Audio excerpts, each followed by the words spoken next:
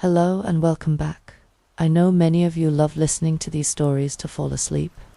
If you enjoy them, please take a moment to subscribe, like, and leave a comment. Let me know where in the world you're listening from and what time it is. There, right? Love to hear from you. Now, get comfy and enjoy the story. Story 1. Her daughter went missing on a road trip, but 8 years later, the mother spots a biker at a pub and notices something shocking. Clara Evans sat across from Detective Miller at the small New Mexico police station, her fingers trembling slightly as she slid a worn manila folder across his desk. The folder contained her daughter Lily's missing person report and a collection of photos that Clara had carried with her for 8 years. The edges softened from countless handling. "Thank you for seeing me, Detective," Clara said, her voice steady despite the familiar ache in her chest. "My daughter, Lily, disappeared 8 years ago from a gas station bathroom in Utah. We were on a road trip to visit my sister in Colorado." Detective Miller nodded politely as he opened the folder, his eyes scanning the first page of the report, taking in the details of a case that had gone cold years ago. Clara watched his face carefully, having learned to read the subtle shifts in expression that told her whether someone was truly listening or merely humoring her. "She was 17, Clara continued, reaching across to tap one of the photos. It showed Lily with her long blonde, wavy hair framing her face, her striking blue eyes, just like Clara's, bright with youth and possibility. We stopped for gas just outside of Salt Lake City. Lily went to use the restroom while I filled the tank. When she didn't come back after 15 minutes, I went looking for her." Clara paused, the memory still razor sharp despite the passage of time. "She was just gone. No signs of struggle, no witnesses. Just gone." Miller flipped through the file, examining the police reports and follow-up investigations. "And you believe there's been a sighting near Silver Creek?" he asked, referring to the small New Mexico town they were in. "Yes." Clara leaned forward, her eyes intense. "A woman matching Lily's, age progressed. Description was reported at a truck stop about 30 miles from here 3 weeks ago. The witness said she seemed disoriented and was quickly ushered into a vehicle by a man before they could approach her."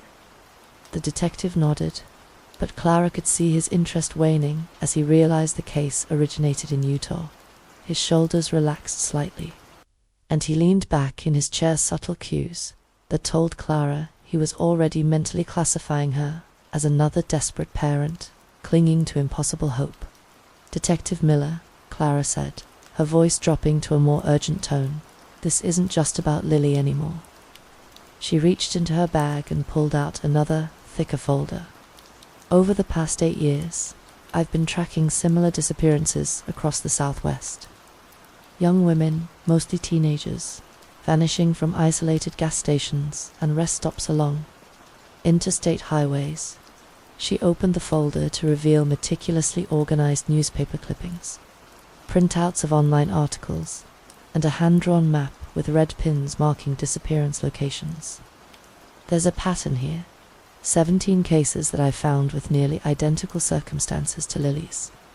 4 of them have connections to this region." Miller's eyebrows rose slightly as he examined Clara's research. She could see a flicker of professional curiosity, but it quickly faded as he closed both folders and slid them back across the desk. "Mrs. Evans," he said, his tone gentle but dismissive, "I understand your dedication, and I commend your thoroughness, but after 8 years," he hesitated, choosing his words carefully, "the likelihood of finding new evidence is extremely low. And these connections you found, they could be coincidental.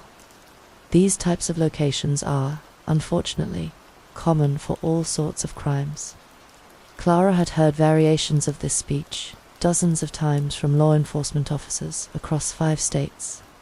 She kept her expression neutral, though disappointment settled in her stomach like a stone. "I understand," she said quietly, "but if there's even a chance that Lily is out there, or that other girls could be saved. Wilson nodded and reached for a business card from the holder on his desk. He scribbled a number on the back before handing it to Clara. "This is my direct line. If you do find anything concrete while you're in town, please call me. I'll keep an eye out, I promise." Clara accepted the card, recognizing the gesture for what it was, a polite dismissal. She tucked it into her purse, alongside dozens of similar cards collected over the years. "Thank you for your time," she said, gathering her materials and carefully returning Lily's photo to the folder. The image of her daughter's bright blue eyes and hopeful smile was as familiar to Clara as her own reflection, a constant reminder of what she had lost and what she still fought to find. Detective Miller walked her to the station door, offering platitudes about keeping the case in mind. Clara thanked him with practiced politeness, recognizing that he had already mentally moved on to other, more pressing cases. As they shook hands, she saw the familiar look of pity in his eyes, the one that said he believed she was chasing ghosts. Perhaps she was. But until she knew for certain what had happened to Lily, Clara would continue her search, one small town at a time. Clara exited the police station into the afternoon heat, the bright New Mexico sun momentarily blinding her. The temperature had climbed well past 90 degrees, and the metal door handle of her rental car burned against her palm as she yanked it open. She slid into the driver's seat, the vinyl hot against the backs of her legs despite her long pants. For a moment, she just sat there, staring at the police station through the windshield. Another dead end. Another sympathetic, but ultimately unhelpful conversation. The frustration that she usually kept carefully contained bubbled to the surface, and Clara slammed her hand against the steering wheel, the sharp pain a momentary distraction from the deeper ache in her chest. "Damn it," she whispered, her voice cracking. 8 years of searching, of following the faintest leads, of building her own investigation when official channels failed her. 8 years of hope repeatedly kindled and extinguished. Clara took a deep breath, then another, forcing herself to regain composure. She couldn't afford to fall apart, not when Lily might still be out there, waiting to be found. She started the car, the air conditioning sputtering to life with a mechanical wheeze, and pulled away from the police station. Silver Creek was like dozens of other small towns Clara had visited during her search, sun-bleached buildings lining the main street, faded storefronts, advertising businesses that had seen better days, pickup trucks and dusty sedans parked at angles along the curb. She drove slowly, taking in the details of this unfamiliar place that might hold the key to finding her daughter. Her GPS directed her through the town center and toward the outskirts, where the Starlight Motel waited with its promise of budget accommodations. Clara had become an expert at stretching her limited resources. The insurance money from her husband's death 6 years ago had helped fund her search, but it wouldn't last forever. She'd sold their house in Denver 2 years after Lily's disappearance. Unable to bear the emptiness of the rooms that had once echoed with her daughter's laughter, the Starlight Motel's neon sign flickered inconsistently against the afternoon sky. Some letters illuminated while others remained dark. The parking lot was nearly empty, just 3 other vehicles scattered across the cracked asphalt. Clara pulled into a space near the office and gathered her folders before stepping back into the heat. The motel clerk barely looked up from his phone as Clara checked in, sliding a key attached to a plastic diamond-shaped fob across the counter. Room 114 was at the far end of the single-story building, away from the office and the road. Clara unlocked the door to find exactly what she expected: a queen-sized bed with a faded floral comforter, a small table with 2 chairs, a dresser with a TV that probably still had actual dials, and a bathroom that would be clean but worn around the edges. She set her folders on the table and her small suitcase on the luggage rack before heading to the bathroom. The fluorescent light buzzed overhead as Clara splashed water on her face, trying to wash away the disappointment of the day. She studied her reflection in the mirror. The fine lines around her eyes had deepened over the years, and strands of grey now threaded through her brown hair. At 46, she looked older than her years, the toll of her ongoing search etched into her features. Clara's stomach growled, reminding her that she hadn't eaten since the granola bar she'd had with coffee early that morning. She dried her face with a thin motel towel and returned to the main room, checking the time on her phone. Nearly 5:30 p.m. She needed to eat before reviewing her notes and planning tomorrow's activities. She sat on the edge of the bed and searched for nearby restaurants on her phone. Most of the options were fast food chains on the highway, but a local establishment called the Coyote's Howl caught her attention. The reviews described it as a local pub with decent food, and it was just a 10-minute drive from the motel. Clara gathered her purse, making sure to place Lily's photo inside, as she always did. It was a ritual she'd maintained throughout her search, keeping Lily close, showing her picture to waitresses, store clerks, and anyone else who might have seen her. The photo was newer than the one in the police file, an age progression image created by a forensic artist 3 years ago that showed what Lily might look like in her early 20s. As Clara locked her motel room door, she pushed aside the day's disappointment and focused on what came next. Tomorrow, she would visit the truck stop where the potential sighting had occurred. She would talk to employees, show Lily's picture, and perhaps find someone who remembered something useful. She couldn't allow today's setback to derail her mission. The sun was beginning its descent toward the horizon as Clara drove toward the Coyote's Howl, casting long shadows across the desert landscape. She'd learned to take each day as it came, each small step as part of the longer journey. Somewhere out there, Lily was waiting to be found. Clara was certain of it. She had to be, because the alternative was unthinkable. Clara parked outside the Coyote's Howl, her rental car looking out of place among the dusty pickup trucks and a row of motorcycles lined up in front of the weathered building. The bikes gleamed in the evening light, their chrome and custom paint jobs a stark contrast to the pub's faded exterior. Clara hesitated, her hand on the door handle, as she assessed the establishment. She'd been in rougher places during her search: biker bars in Utah, truck stops in Texas, roadhouses in New Mexico, potential sources of information about Lily. After a moment's consideration, Clara stepped out of her car and walked toward the entrance. The sound of classic rock music and the murmur of conversation spilled out each time the door opened.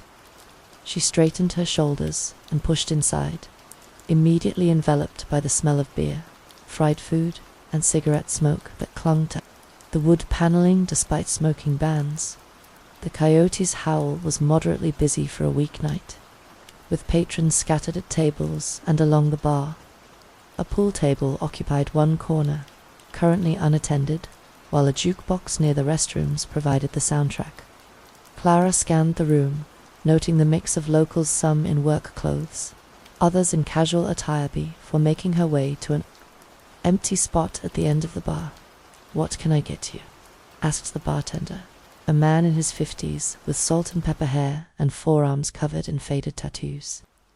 "Just a burger and a soda, please," Clara replied, settling onto the bar stool. The bartender nodded, coming right up. "I'm Leo, by the way. Haven't seen you around before." Clara, "Just passing through town," she said, offering the simplified explanation she'd perfected over the years. Sometimes she shared more, but tonight she was too tired for the sympathetic looks and well-meaning but unhelpful suggestions that usually followed her story. Leo placed a glass of soda in front of her and called her order back to the kitchen. Clara sipped her drink, observing the other patrons while trying not to be obvious about it. The relative calm of the pub was disrupted when the door swung open with more force than necessary, and a group of 5 men entered. Their arrival shifted the energy in the room immediately.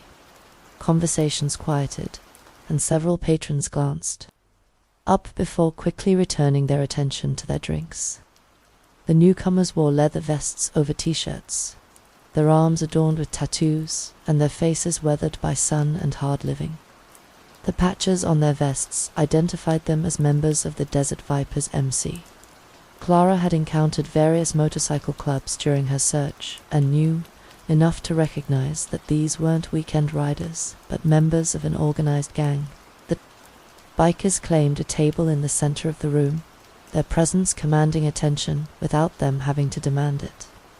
Leo quickly delivered beers without being asked, suggesting they were regulars whose preferences he knew well. Clara kept to herself, picking at the burger that arrived a few minutes later. She was about to ask Leo for the check when movement from the biker's table caught her attention. One of the men, with long hair and a full beard, reached for his drink. As he extended his arm, Clara's gaze was drawn to a tattoo on his forearm, a woman's face, rendered in remarkable detail, with striking blue eyes that seemed to stare directly at Clara from across the room. Her heart stopped. Those eyes, the face was that of a woman in her mid-20s, not her 17-year-old daughter. Something about those eyes made Clara's pulse quicken. They were hauntingly familiar, the same unusual shade of blue as Lily's, as her own. Clara forced herself to look away, not wanting to draw attention. She took a sip of her soda, her hand trembling slightly as she set the glass back down. It could be a coincidence, she told herself. Blue eyes weren't uncommon, but the specific shade, the shape, it was like looking at an older version of her daughter's eyes, staring out from this stranger's skin. When Leo passed by to refill her soda, Clara casually gestured toward the biker's table. "Locals?" she asked, keeping her voice steady despite her racing pulse. Leo glanced over his shoulder and lowered his voice. "Desert Vipers. They have territory across several states, but they've been more visible around here lately. Best to keep your distance." Clara nodded as if merely curious. "The one with the long hair, that tattoo on his arm is impressive work." "That's Ghost," Leo said, wiping down the bar. "One of their lieutenants. And yeah, he's proud of that ink. It's supposed to be ruby." "Ruby?" Clara prompted, trying to sound only casually interested. "His girlfriend, or that's what they call her, anyway." Leo's expression darkened slightly. "She works at the Velvet Box outside town." "The Velvet Box," Leo gave her a knowing look. "Calls itself a gentleman's club, but everyone knows what it really is. A brothel disguised as a strip joint. The cops leave it alone, mostly. It's just outside the town limits, and I guess they figure it keeps certain activities contained." Clara's mind raced with possibilities, each more disturbing than the last. A brothel. A young woman with Lily's eyes. The coincidence seemed too significant to ignore, but she needed to be careful. She'd learned through painful experience that rushing in without information could close doors permanently. "Sounds like an interesting place," Clara said, noncommittally, finishing her soda. "Not for decent folks," Leo shrugged. "You passing through or staying in town a while?" "Just a couple of days," Clara replied, placing money on the bar to cover her meal and a tip. "Thanks for the food and conversation." As she gathered her purse, Clara couldn't resist one more glance at the biker called Ghost. He was laughing at something one of his companions had said, the tattoo on his arm shifting. As he moved, those ice lilies' eyes seemed to follow Clara, calling to her from across the room. Clara had followed countless leads over 8 years, many of them leading nowhere. But something about this one felt different. Whether it was a mother's intuition or simply desperation, Clara couldn't say. But she knew with certainty that she needed to find out who Ruby was and why she had her daughter's eyes. Clara finished her meal quickly, keeping a discreet eye on Ghost and his crew as she ate. She'd learned to observe without being obvious. a skill honed through years of investigating her daughter's disappearance. When the bikers began gathering their belongings and draining the last of their beers, Clara hurriedly paid her bill and thanked Leo before slipping out the door ahead of them. The evening air had cooled slightly, though warmth still radiated from the asphalt parking lot. Clara got into her rental car but didn't start the engine immediately. Instead, she waited, watching through the windshield as the bikers emerged. From the coyotes' howl moments later, they were loud and boisterous, shoving each other good-naturedly as they approached their motorcycles. Clara slouched down in her seat slightly, not wanting to be noticed. As the men mounted their bikes, the engines roared to life in quick succession, the sound echoing across the parking lot. Ghost, distinguishable by his long hair and imposing build, led the group as they pulled onto the main road and accelerated away. Clara waited until they were a good distance ahead before starting her car and pulling out to follow them. She kept several vehicles between them, maintaining enough distance to avoid suspicion while not losing sight of the distinctive leather vests and motorcycles. Her heart pounded in her chest, adrenaline sharpening her focus as she navigated the unfamiliar streets. The bikers led her through town and toward the outskirts, eventually turning onto a road that wound through the desert landscape. Fewer cars traveled this route, making it harder for Clara to remain inconspicuous. She dropped back further, relying on the motorcycle's taillights to guide her through the gathering darkness. After about 15 minutes, a building appeared in the distance, its neon signs creating a garish glow against the desert night. As Clara drew closer, she could make out the silhouette of a large single-story structure with a parking lot already half filled with vehicles. A sign shaped like a woman's silhouette proclaimed the Velvet Box in pink neon, with smaller text beneath reading Gentlemen's Club. The bikers turned into the parking lot, circling around to a side entrance rather than the main doors, where a small line of men waited to enter. Clara drove past slowly, noting the layout of the building and its surroundings, before finding a spot in the far corner of the lot, where she could observe without drawing attention. From her vantage point, Clara watched as Ghost and his associates disappeared through a door marked staff only. Regular customers continued to arrive, entering through the main entrance, where a bouncer checked IDs and collected cover charges. The contrast between the two entrances was telling. The bikers clearly had a different relationship with the establishment than ordinary patrons. Clara sat in her car, the engine off but the windows cracked to allow for air circulation in the still warm evening. She observed the comings and goings, noting patterns in the flow of people. Occasionally, women would emerge from the main building and walk to a smaller structure about 50 yards behind it.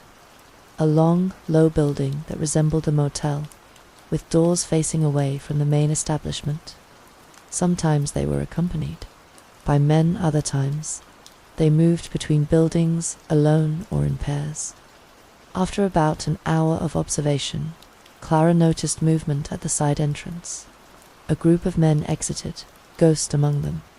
Instead of returning to their motorcycles, they headed toward a dirt road that led away from the Velvet Box, toward what appeared to be a compound in the distance. Even in the darkness, Clara could make out the outline of a fence surrounding several buildings about a quarter-mile away.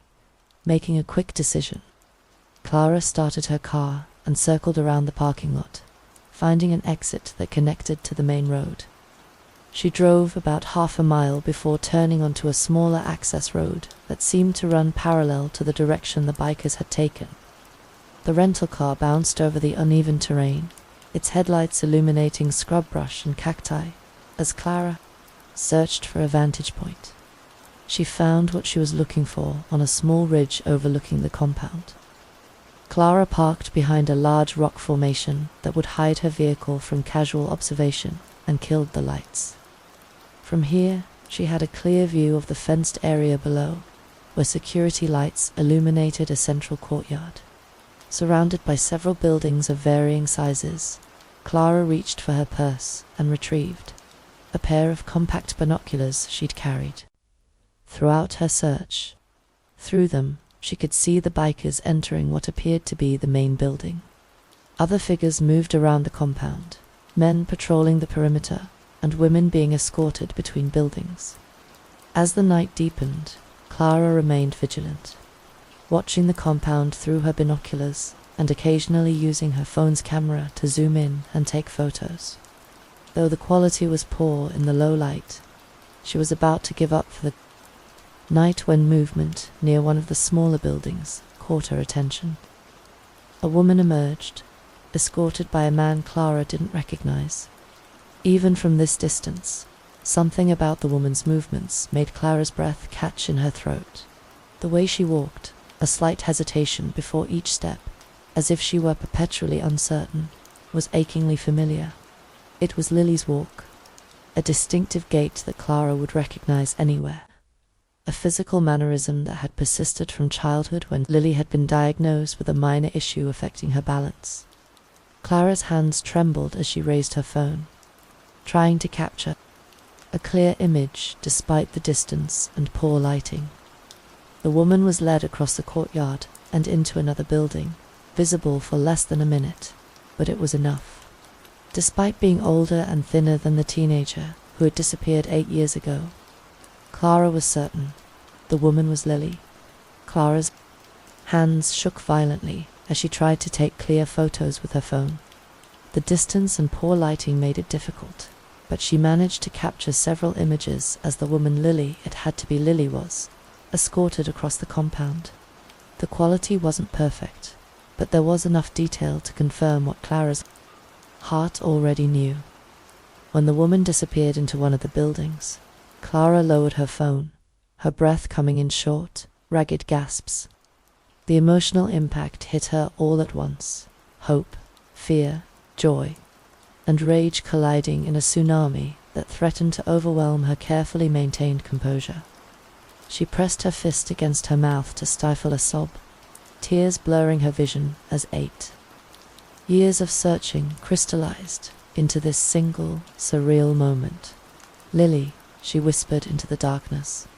"Oh my God, Lily." Clara forced herself to take deep breaths, fighting to regain control. She couldn't afford to fall apart now, not when. She was so close, not when Lily needed her more than ever.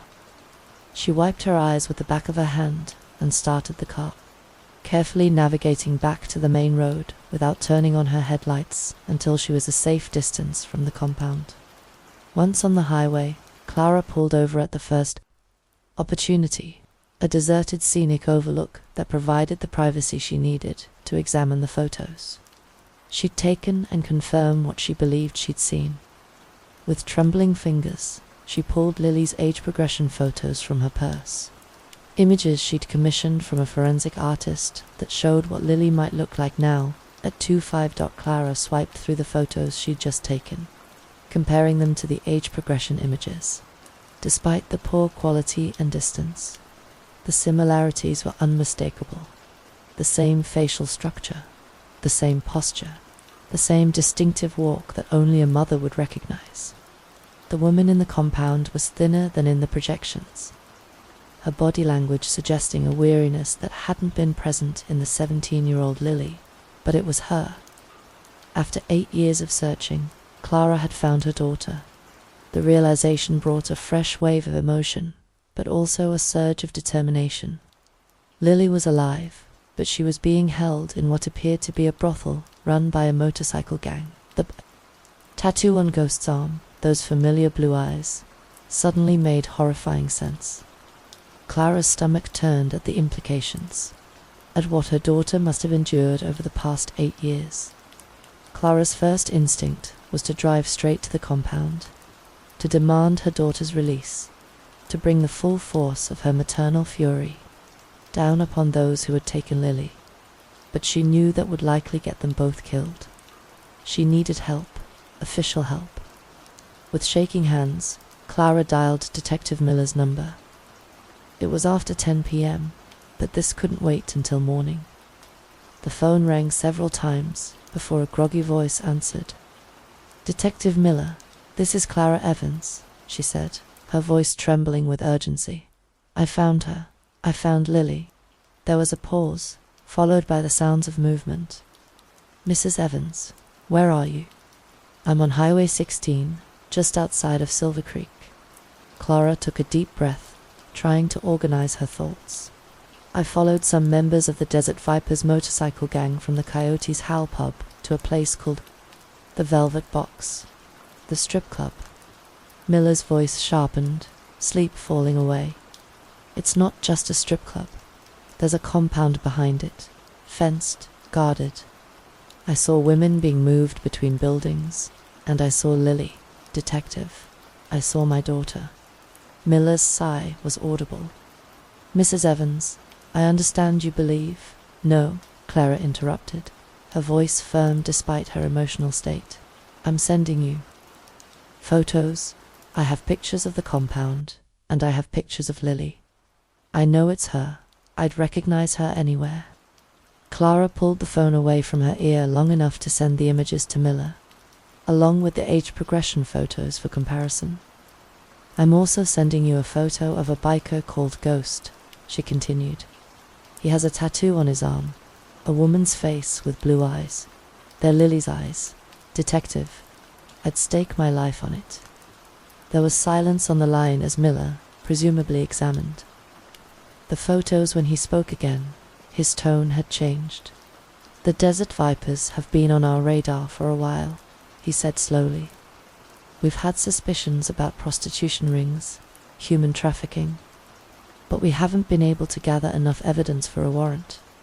"Well, now you have evidence," Clara insisted. "My daughter is in that compound. God knows how many other women are being held there against their will. These photos aren't enough for a warrant, Mrs. Evans," Miller said, though his voice was gentler now. "They're too grainy, taken from too far away. And even if they were clear, they only show women moving between buildings, not any illegal activity." Clara's hope began to crumble. "But," Miller continued, "this does give us something to work with. I can bring this to my captain, see about setting up surveillance, building a case." "How long will that take?" Clara demanded, panic rising in her throat. "Days, weeks. My daughter is in there now." "I understand your frustration," Miller said, his tone professional but sympathetic. "But we have to do this by the book, or any case we build could fall apart in court. These are dangerous people, Mrs. Evans. The Desert Vipers have connections throughout the Southwest, and they don't hesitate to use violence." Clara closed her eyes, fighting back tears of frustration. "So what am I supposed to do? Just wait while my daughter remains in that place?" "I need you to return to your motel," Miller said firmly. "Stay there and wait for my call. I'm going to make some calls, see what we can put together. I promise you, we'll look into this immediately. And if you can't get a warrant, if your captain doesn't believe you—" Miller hesitated. "Let me handle that. The important thing is for you to stay safe. Don't go back to the Velvet Box or that compound. These people are dangerous, and if they realize you're investigating them, they won't hesitate to hurt you, or worse." Clara ended the call with a promise to return to the Starlight Motel. But as she started the car, she knew she couldn't simply wait and hope that Detective Miller would be able to navigate the bureaucracy quickly enough. Not when Lily was so close. Not after 8 years of searching. She'd give Miller a chance to set things in motion, but Clara had no intention of sitting idly by while her daughter remained in danger. She'd come too far, sacrificed too much, to stop now. One way or another, she was going to get Lily out of that compound. As night fully descended over the desert, Clara drove toward the Velvet Box, her mind racing with possible approaches. She'd returned briefly to her motel to change into more appropriate attire. Dark jeans, a black blouse, and flat shoes that would allow her to move quickly if necessary. She'd also taken time to study the photos she'd captured of the compound, looking for vulnerabilities in the security setup. Clara parked her rental car in the same lot she'd used earlier, positioning it for a quick exit if needed. From her vantage point, she could see that the velvet box was now in full swing, with a steady stream of men entering and exiting the main building. The neon signs cast an eerie pink glow over the parking lot, illuminating the faces of patrons as they approached. The entrance for nearly an hour, Clara observed the patterns of movement around the establishment. Security at the main entrance consisted of a single bouncer, checking IDs and collecting cover charges. The side entrance that the bikers had used earlier was occasionally accessed by staff, but appeared to have no permanent guard. The smaller building behind the main structure saw regular traffic, with women escorting men inside and emerging alone sometime later. Clara's original plan had been to find a way to access the compound directly, but the distance and security made that impractical. Without equipment she didn't have. Instead, she began to formulate a new approach. If Lily was being moved between the velvet box and the compound, then getting inside the club might provide an opportunity to locate her, or at least gather more information. With a deep breath to steady her nerves, Clara exited her car and walked purposefully toward the main entrance. She'd faced dangerous situations before. During her search had been threatened, followed, and once nearly assaulted, but this was different. This time, she knew Lily was close, and the stakes couldn't be higher. The bouncer gave Clara a curious look as she approached. Women entering alone were apparently uncommon, but he took her cover charge without comment and waved her inside. The interior of the velvet box assaulted Clara's senses immediately.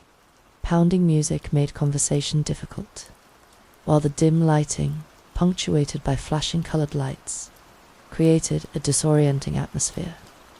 The air was thick with the smell of alcohol, perfume, and sweat. Clara paused just inside the entrance, allowing her eyes to adjust to the darkness while she surveyed the layout. The main room was arranged around a central stage where a dancer performed for a sparse audience. Smaller stages were positioned around the perimeter, some occupied by dancers, others empty. A bar ran along one wall, while booths and tables filled the remaining space. Men sat alone or in groups, some with scantily clad women perched on their laps or seated beside them. Clara moved toward the bar, trying to appear casual despite her racing heart. She ordered a club soda, needing to maintain a clear head, and found a spot where she could observe the room without drawing attention to herself. She was looking for any sign of Lily, any indication of where within this building her daughter might be. As Clara sipped her drink, she noticed a pattern in the movement of the women working the floor. Occasionally, one would lead a customer through a doorway near the back of the room, returning alone sometime later. Others would disappear through a different door, marked staff only, and not return to the main floor. Clara suspected that the first door led to private rooms for dancers or other services, while the second might connect to the smaller building she'd observed from outside, or perhaps even to the compound itself. Clara was considering how to get a closer look at these doors when a large hand landed heavily on her shoulder. She turned to find a bouncer, different from the one at the front door, looking down at her with suspicion. "You lost, lady?" he asked, his voice barely audible over the music. Clara's mind raced for a plausible explanation for her presence.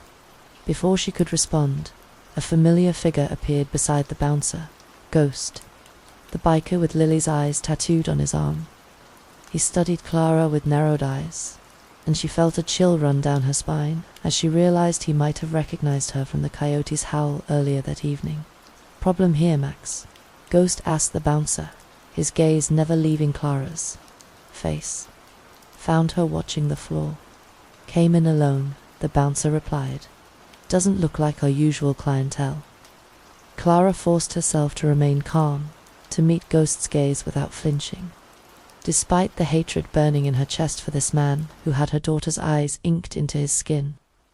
"I'm not lost," Clara said, thinking quickly. "I'm actually here. On business."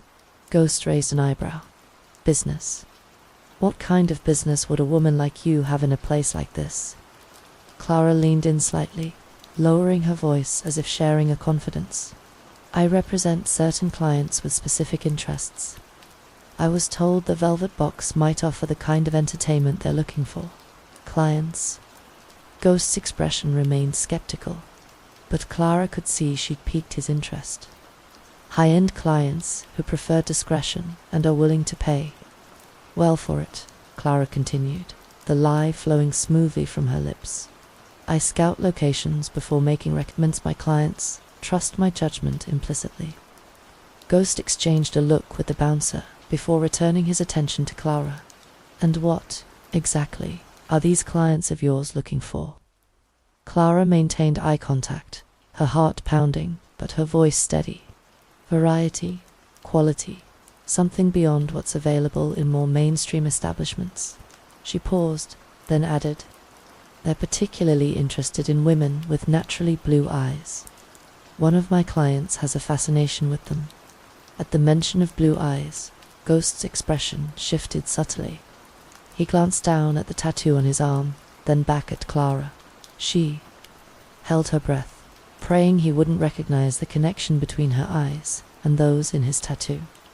After a moment of tense silence, Ghost nodded slowly. "We might be able to accommodate your client's interests. We do offer certain premium services for discerning customers." "I'd be very interested in seeing these premium offerings," Clara said, forcing a smile that didn't reach her eyes. "My clients rely on my first-hand assessment." Ghost studied her for another long moment before making his decision. "Follow me," he said, gesturing toward the staff-only door. "I'll show you what we have available." Clara's pulse raced as she followed Ghost through the crowd, weaving between tables and patrons. Every step brought her closer to potential danger, but also potentially closer to Lily. She maintained a confident posture despite the fear churning in her stomach, knowing that any sign of weakness or deception could be fatal. The staff-only door led to a dimly lit hallway, the pounding music from the main room fading to a dull thud as the door closed behind them. Clara noted security cameras, mounted at intervals along the ceiling, and another bouncer stationed at the far end of the corridor. This area was clearly monitored more carefully than the public spaces. "Your timing is good," Ghost said as they walked. "We have a private showing scheduled for some of our premium offerings. You can observe and decide if they meet your client's standards." Clara nodded, not trusting herself to speak. The clinical way he referred to women as offerings made her skin crawl, but she kept her expression neutral, playing the role of a dispassionate business representative. They passed several doors before reaching the end of the hallway, where the bouncer nodded to Ghost and stepped aside. Beyond was another door, heavier than the others, which Ghost unlocked with a key from his pocket. He held it open for Clara, gesturing for her to enter. The room beyond was larger than Clara had expected, set up like a small theatre with several rows of plush chairs facing a raised platform. A handful of men were already seated, drinks in hand, talking quietly among themselves. They looked up as Clara entered, surprise evident on their faces at seeing a woman in this space. "Wait here," Ghost instructed, directing Clara to a seat in the back row. "The presentation will begin shortly." "Wait here," Ghost instructed, directing Clara to a seat in the back row. "The presentation will begin shortly." Clara sat down, her eyes scanning the room for exits, while trying not to appear too obvious about it. Besides the door they'd entered through, she spotted another in the corner behind the platform, likely leading to wherever the women were being kept before being presented. Ghost disappeared through this second door, leaving Clara alone with the other clients. They regarded her with curiosity, but soon returned to their conversations. From their expensive watches and confident demeanor, Clara guessed they were wealthy men, accustomed to buying whatever or whoever they wanted. After a few minutes, the lights dimmed further, and soft music began playing through hidden speakers. Ghosts re-emerged and stood at the edge of the platform. "Gentlemen," he announced, nodding to acknowledge Clara and Lady. "Thank you for your interest in our exclusive offerings. Tonight, we're presenting several of our most exceptional companions, available for private engagements at our discreet location." Clara's hands clenched into fists beneath the small table beside her chair as she realized what was happening. This wasn't just a brothel. It was a human trafficking operation where women were being sold to the highest bidder. One by one, young women were brought onto the platform, each introduced by Ghost with a fictional name and a list of qualities that made them desirable. Clara watched in horror as the women stood under the spotlight, their expressions vacant, or carefully composed to hide their fear. Some appeared to be under the influence of drugs, their movements slightly uncoordinated. All wore revealing outfits that left little to the imagination. Clara forced herself to remain seated, to maintain her facade, even as rage and disgust threatened to overwhelm her. Each woman who wasn't Lily both relieved and disappointed. Her relieved that her daughter wasn't being paraded like merchandise. Disappointed that she still hadn't found her. Then, Ghost announced the next woman with particular pride in his voice. "And now, gentlemen, one of our most requested companions, Ruby." Clara's heart stopped as a young woman with long hair and blue eyes was led onto the platform.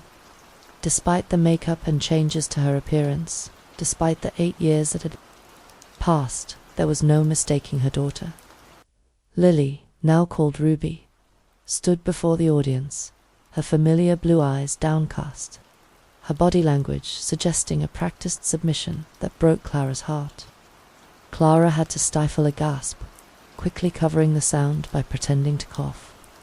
She shrank back into the shadows, where the lighting was dim, averting her eyes as Lily passed by without noticing her.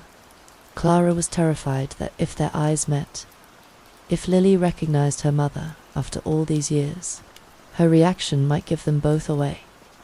As Ghost continued his grotesque sales pitch, describing Lily's attributes in crude terms, Clara fought to control her breathing, to prevent the tears that threatened to fall. She needed to remain calm, to find a way to get Lily out of this nightmare without putting either of them in immediate danger. When the presentation concluded and the women were led away, Ghost approached Clara, clearly expecting feedback on his merchandise. "I need to use the restroom," Clara said abruptly, her voice strained despite her efforts to sound normal. "Before we discuss business."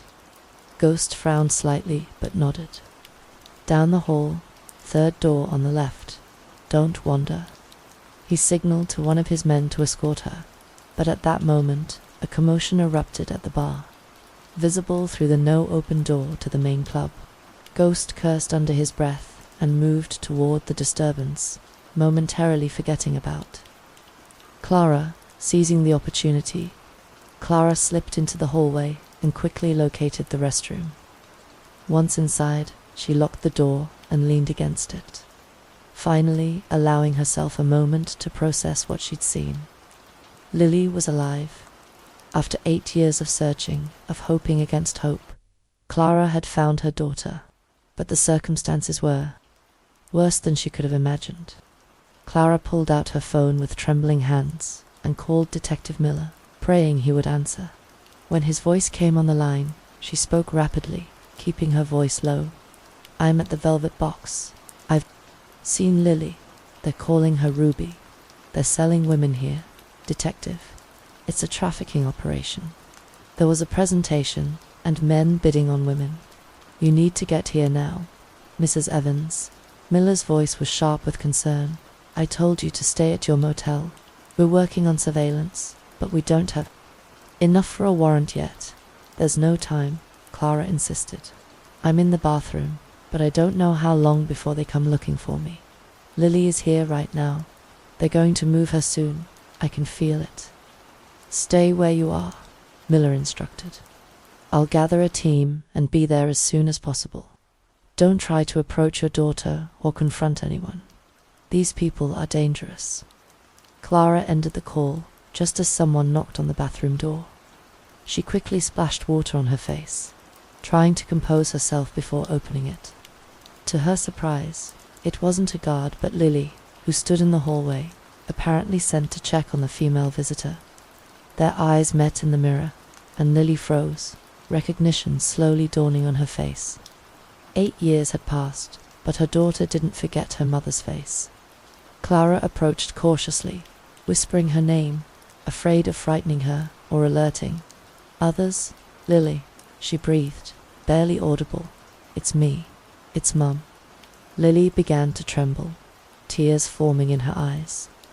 For a moment, Clara feared she might scream or run, but instead, Lily glanced nervously down the hallway before stepping into the bathroom and closing the door behind her. Mum, she whispered, her voice hoarse with emotion. Is it really you, Clara? Nodded, unable to speak past the lump in her throat. She wanted nothing more than to pull her daughter into her arms, but Lily's body language warned against sudden movements. Instead, she waited, allowing Lily to process the shock of their reunion. How did you find me? Lily asked, her voice barely audible. I never stopped looking, Clara replied simply. Not for a single day. Lily's composure began to crumble, tears streaming down her face. In hushed tones, she revealed what had happened 8 years ago.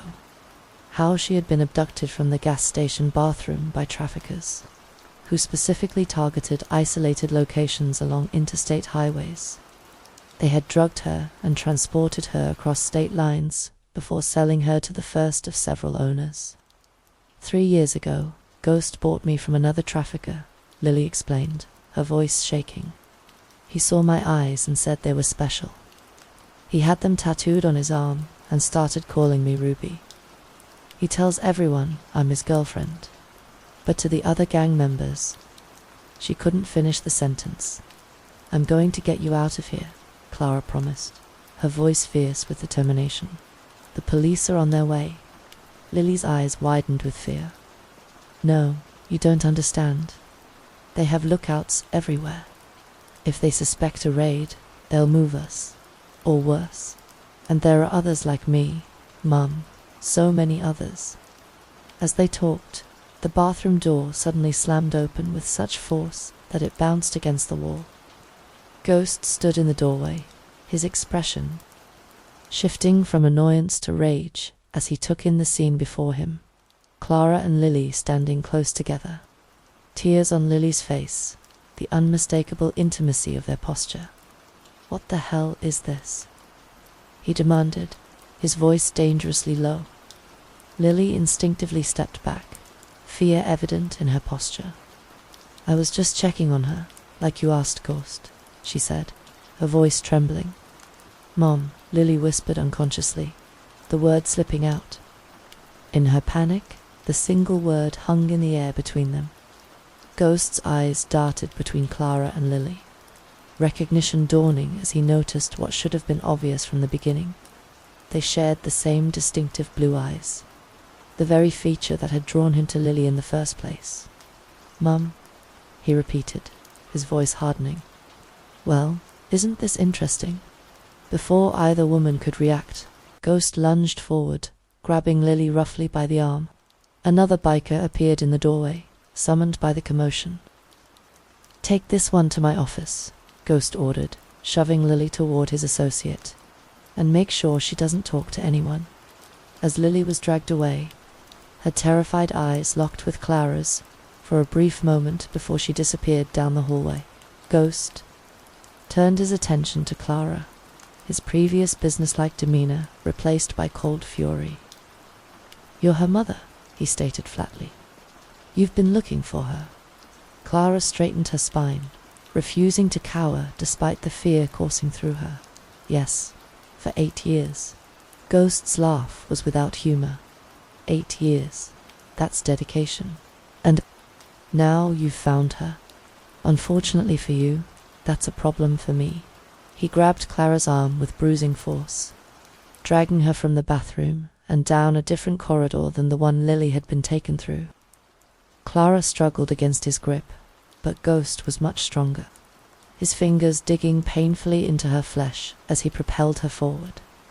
They ended up in a small office at the back of the building, a stark space with a metal desk, filing cabinets, and a security monitor showing feeds from cameras throughout the establishment. Lily was already there, held in place by the other biker, her eyes wide with fear. Ghost shoved Clara into a chair and stood over her, his imposing figure blocking the door, the only visible exit. "You know," he said conversationally, though his eyes remained cold, "I knew exactly who your daughter was when I bought her 3 years ago." Clara's blood ran cold at his casual admission. "What do you mean, the blue eyes?" Ghost said, gesturing to Lily. "They're rare, especially that particular shade. When I saw her file, I remembered the missing persons reports from years back. Pretty teenager with unusual blue eyes, vanished from a gas station." He shrugged. "I collect beautiful things, and those eyes were too unique to pass up." "You're a monster," Clara whispered, unable to contain her disgust. Ghost's expression hardened. "I'm a businessman, and you're threatening my business." He turned to Lily. "Your mother's been busy, Ruby. Or should I call you Lily? She's been talking to the local police about my operation." Lily's gaze shot to Clara, fear and hope warring in her expression. "I've moved my operation multiple times to avoid detection," Ghost continued, pacing the small office, "always bringing my property with me." He stopped in front of Lily, running a finger down her cheek in a gesture of possession that made Clara's stomach turn. "Especially my favorites." Clara leaned forward, desperate to find some way to reason with him. "Listen, I have money. I can pay you whatever you want. Just let us go. We won't say anything." The suggestion seemed to amuse Ghost, but his amusement quickly transformed into rage.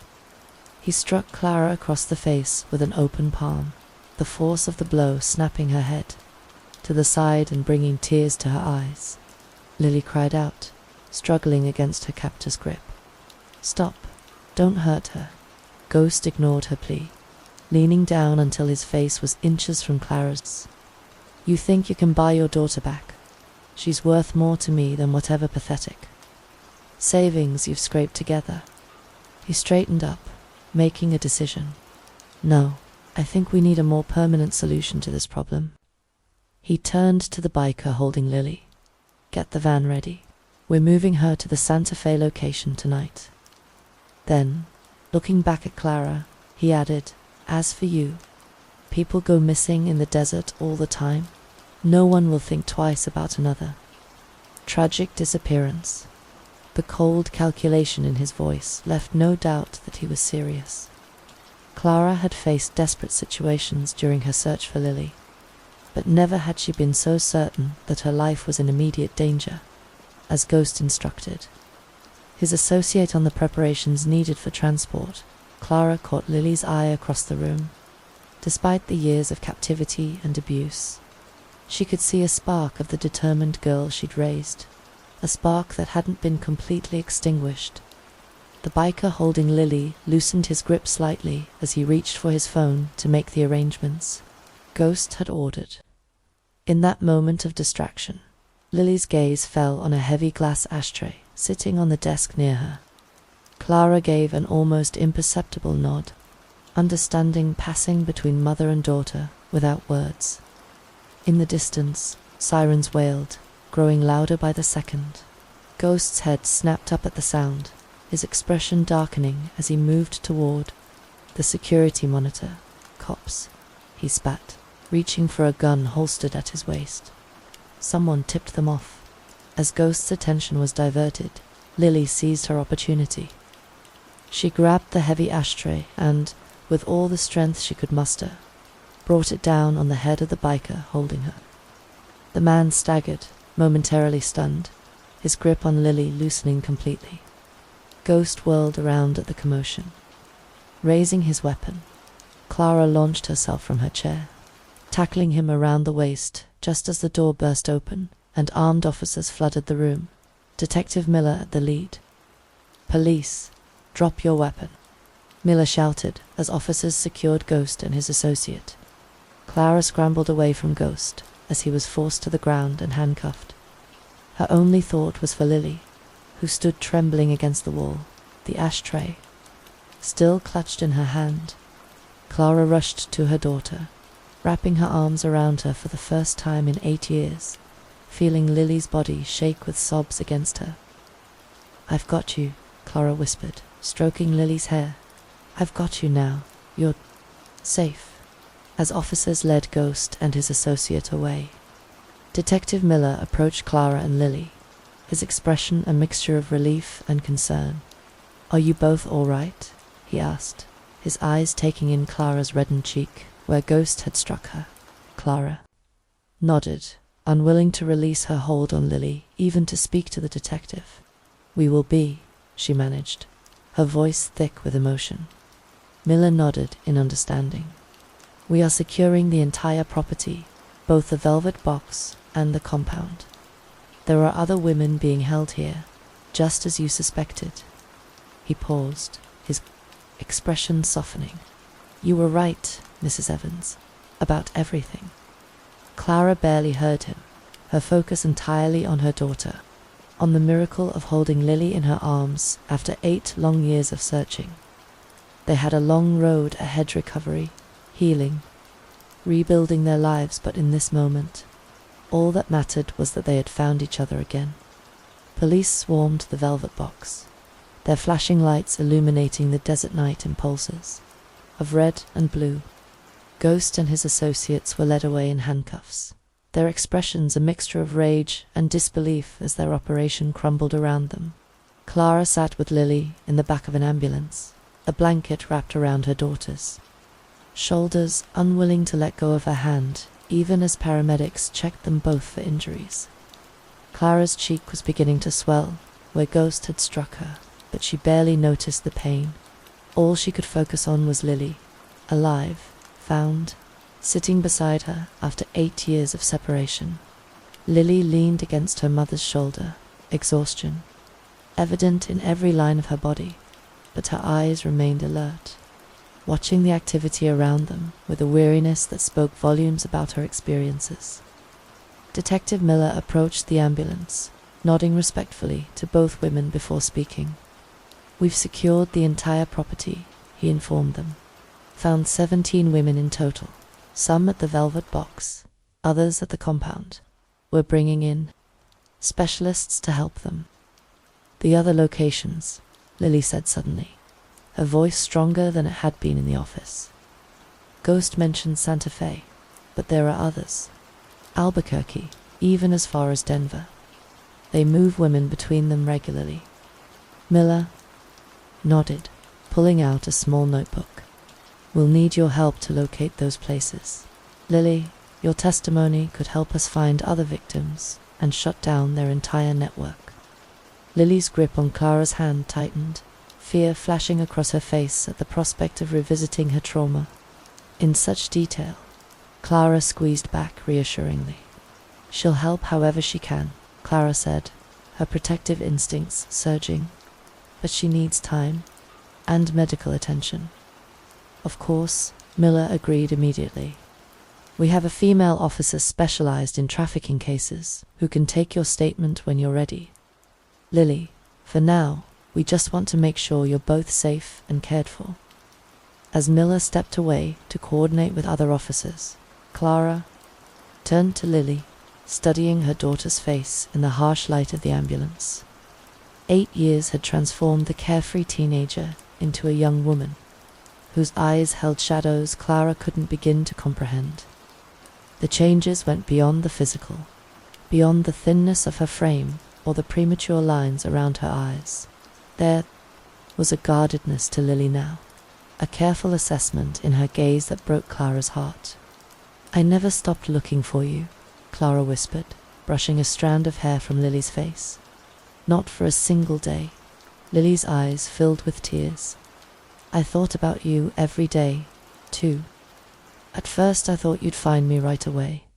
Then I hoped you'd at least know I hadn't run away. She swallowed hard. After a while, I started to hope you'd given up, that you'd found some way to be happy without me. It was easier than thinking of you searching and suffering. Clara shook her head, unable to speak past the lump in her throat. The idea that Lily had worried about her mother's happiness, even while enduring unimaginable horrors, was almost too much to bear. A female officer approached them, introducing herself as Detective Rivera. We need to separate you briefly to take your statements, she explained gently. Lily, would you come with me? We have a quiet place set up in one of the cruisers. Panic flashed across Lily's face at the prospect of separation. Clara quickly intervened. Is that absolutely necessary? Right now, she asked. We've only just found each other. Detective Rivera's expression was sympathetic but firm. I'm afraid it is. We need to process this scene while evidence is fresh, and separate statements are important for building our case. She turned to Lily. I promise it won't take long, and your mother will be right over there with Detective Miller the whole time. You'll be able to see each other. Lily took a deep breath and nodded, though her reluctance was evident in every movement as she stood. It's okay, Mum, she said, summoning a bravery that made Clara's heart ache. I want to help find the others. Clara watched as Lily walked away with Detective Rivera, their figures illuminated by the flashing police lights. Even from a distance, Clara could see how Lily held herself, shoulders slightly hunched, arms wrapped protectively around her middle, head down but eyes constantly moving, assessing potential threats. It was the posture of someone who had learned to navigate a dangerous world through hypervigilance and self-effacement. Detective Miller approached Clara again, offering her a cup of coffee from a thermos. She's strong, he observed, following Clara's gaze to where Lily sat in the police cruiser, talking to Detective Rivera, to survive what she has and still be willing to help others. That takes remarkable courage. Clara accepted the coffee, warming her hands around the cup. She always was strong, she said softly, even as a little girl. But no one should have to be this kind of strong. No, Miller agreed solemnly. They shouldn't, for the next hour. Clara gave her statement, recounting how she'd tracked Lily to the velvet box and what had transpired inside. She described Ghost's admission that he had known Lily's identity when he purchased her and his threats to move her to another location. Throughout her account, Clara's eyes frequently drifted to the police cruiser, where Lily continued to speak with Detective Rivera, as if afraid her daughter might disappear again if she looked away too long. When both statements were complete, Clara and Lily were reunited in Detective Miller's office at the police station. The small room, which had seemed so dismissive of Clara's hopes that morning, now represented safety, a quiet space where mother and daughter could begin the first of many difficult conversations about what had happened and what would come next. Lily sat beside Clara on a small couch, a fresh blanket around her shoulders and a cup of tea in her hands. The adrenaline of the rescue had faded, leaving her pale and exhausted. But there was a determination in her eyes that reminded Clara of the teenager she'd lost 8 years ago. Detective Rivera says they'll need me to testify, Lily said, staring into her tea, about everything, about everyone involved. Clara nodded, careful to keep her expression supportive, rather than revealing the rage that burned inside her at what had been done to her daughter. Only if you're ready, and I'll be with you every step of the way. Lily looked up, her blue eyes, like Clara's own, filled with a mixture of fear and resolve. There are other girls like me, Mum, at the other locations. Some have been there even longer than I was. She set her tea aside, her hands trembling slightly. I need to help find them. I know the system, the places, the people involved. I can identify at least a dozen traffickers who work with the desert vipers. Clara's heart swelled with pride, even as it broke for what Lily had endured. We'll, she promised, together. But your healing comes first, Lily. You've been through so much. Lily's expression hardened slightly. My healing will come from knowing I helped stop this from happening to anyone else, from knowing that Ghost and the others will spend the rest of their lives in prison. Detective Miller, who had been giving them space while handling paperwork at his desk, looked up at this. With your testimony, Lily, and the evidence we're gathering from the Velvet Box and the compound, we have a very strong case. The FBI is already involved, and they're planning raids on the locations you've identified. Lily nodded, a small measure of relief crossing her face. Good.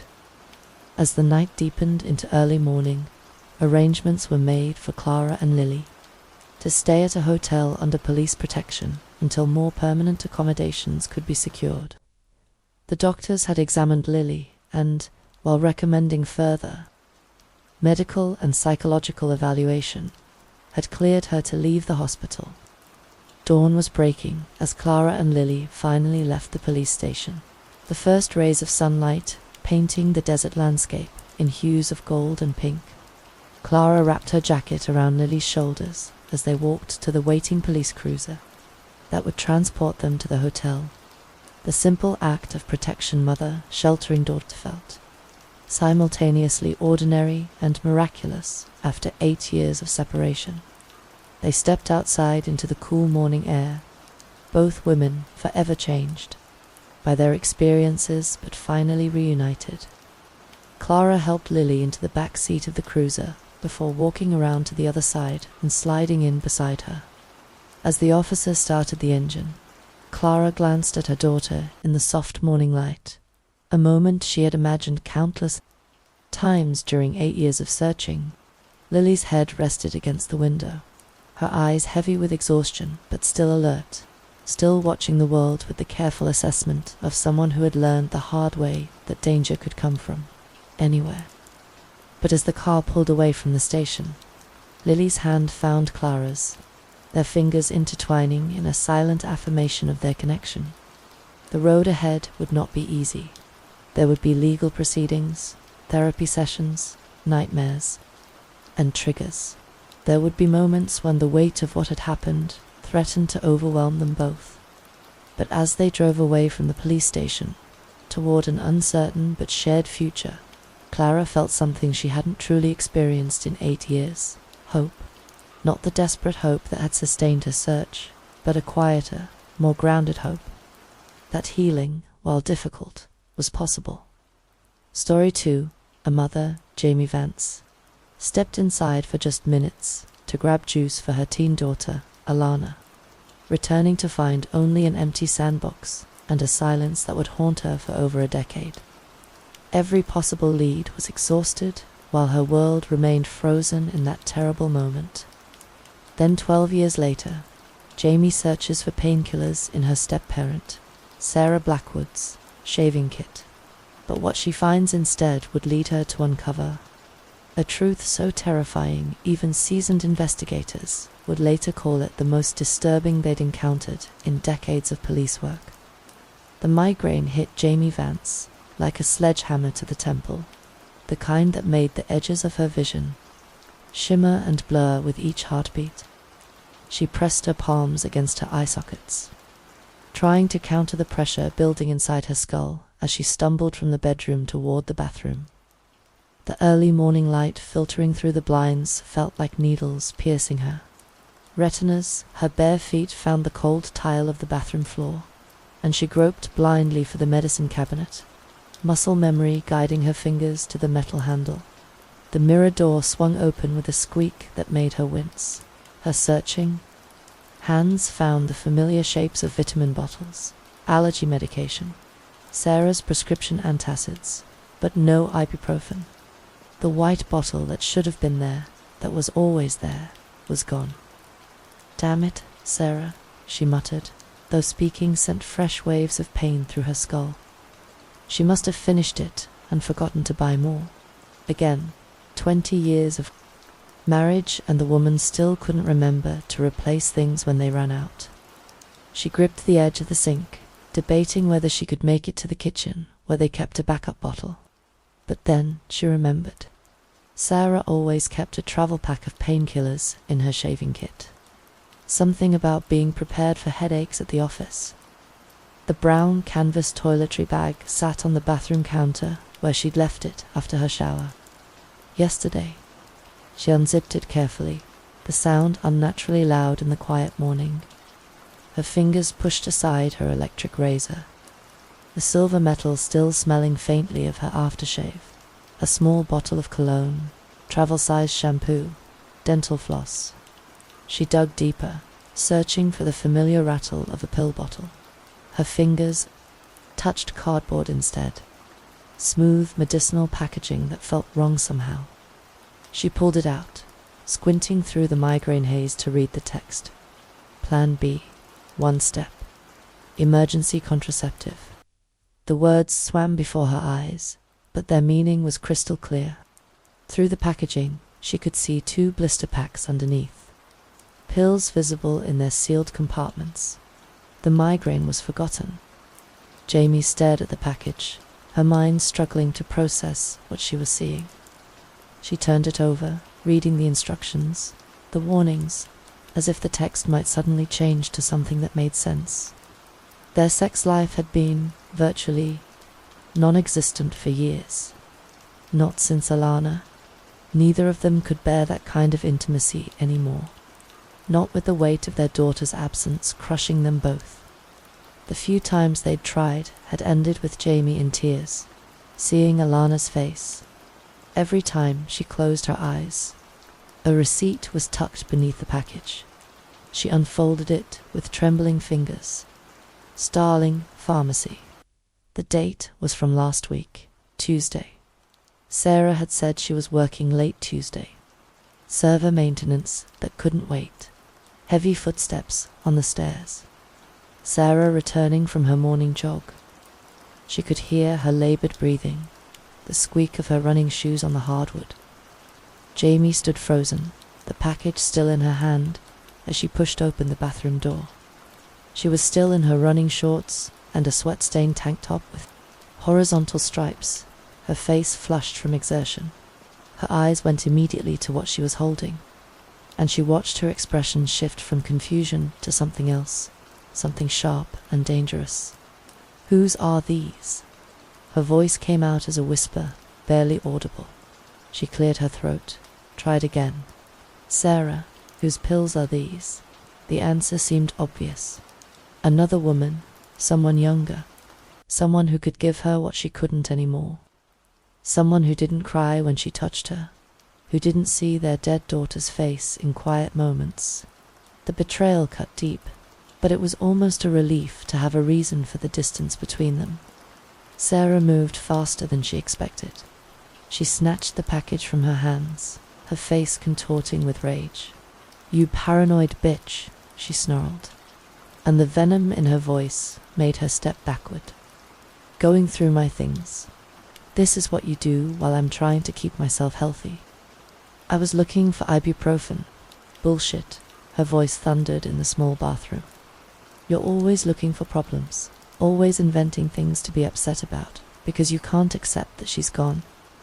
She jabbed her finger at her face, close enough that she could smell the sweat on her. "Alana is dead, Jamie. She's been dead for 12 years. And you're so up about it that you're seeing betrayal everywhere." The words hit like physical blows. Jamie felt her knees weaken. This wasn't the guilty stammering she'd expected, the ashamed confession of an affair. This was pure volcanic fury. "You want to know what I think?" Sarah continued, her face inches from hers. "I think you're losing your goddamn mind. You see me with emergency contraception and immediately assume I'm cheating. Maybe I picked them up for a coworker. Maybe they're not even mine.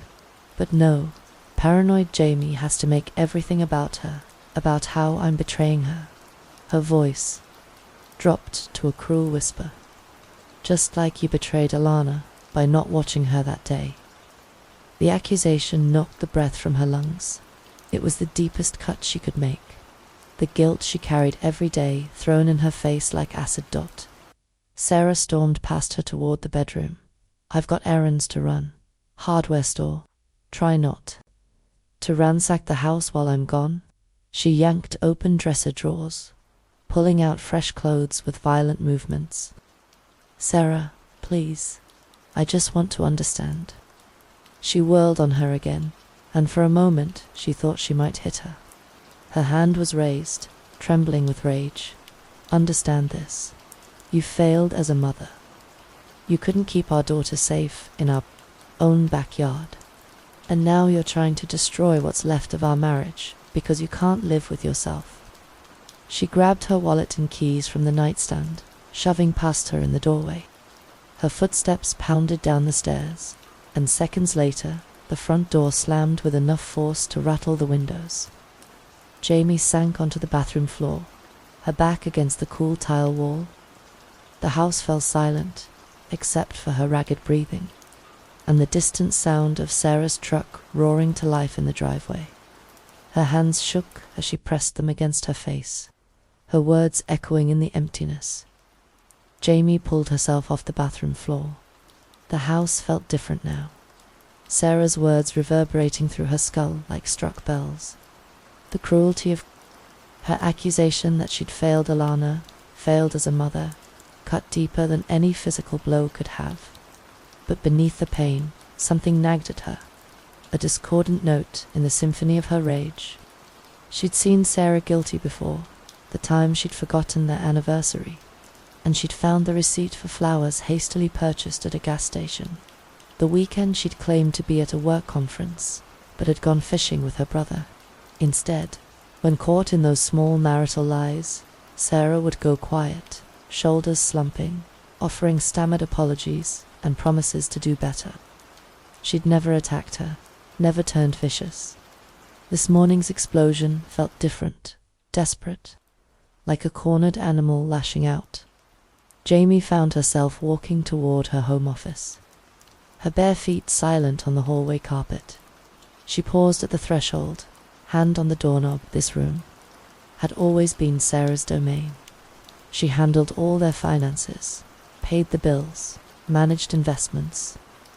One less thing for you to worry about, she'd always said, especially after Alana disappeared. Jamie had been grateful then to shatter to care about mundane things like electric bills and mortgage payments. The door was unlocked. She'd left, in such a hurry, slamming out of the house like the building was on fire. Jamie pushed it open, afternoon sunlight streaming through the blinds to illuminate her sanctuary.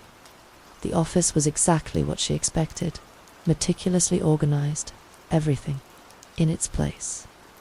Sarah's desk dominated the room, its surface clear, except for a desktop calendar and a cup of pens.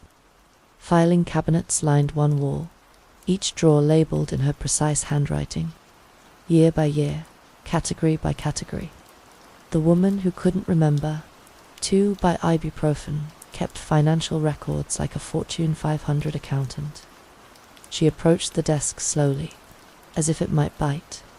Crossing this line felt monumental, a betrayal of marital trust.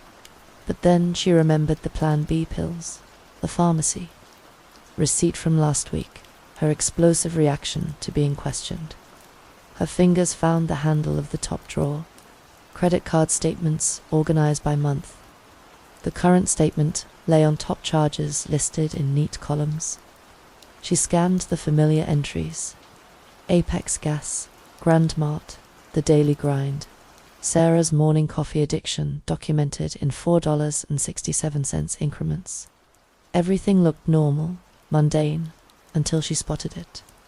Starling Pharmacy, Willow Creek, $63.19.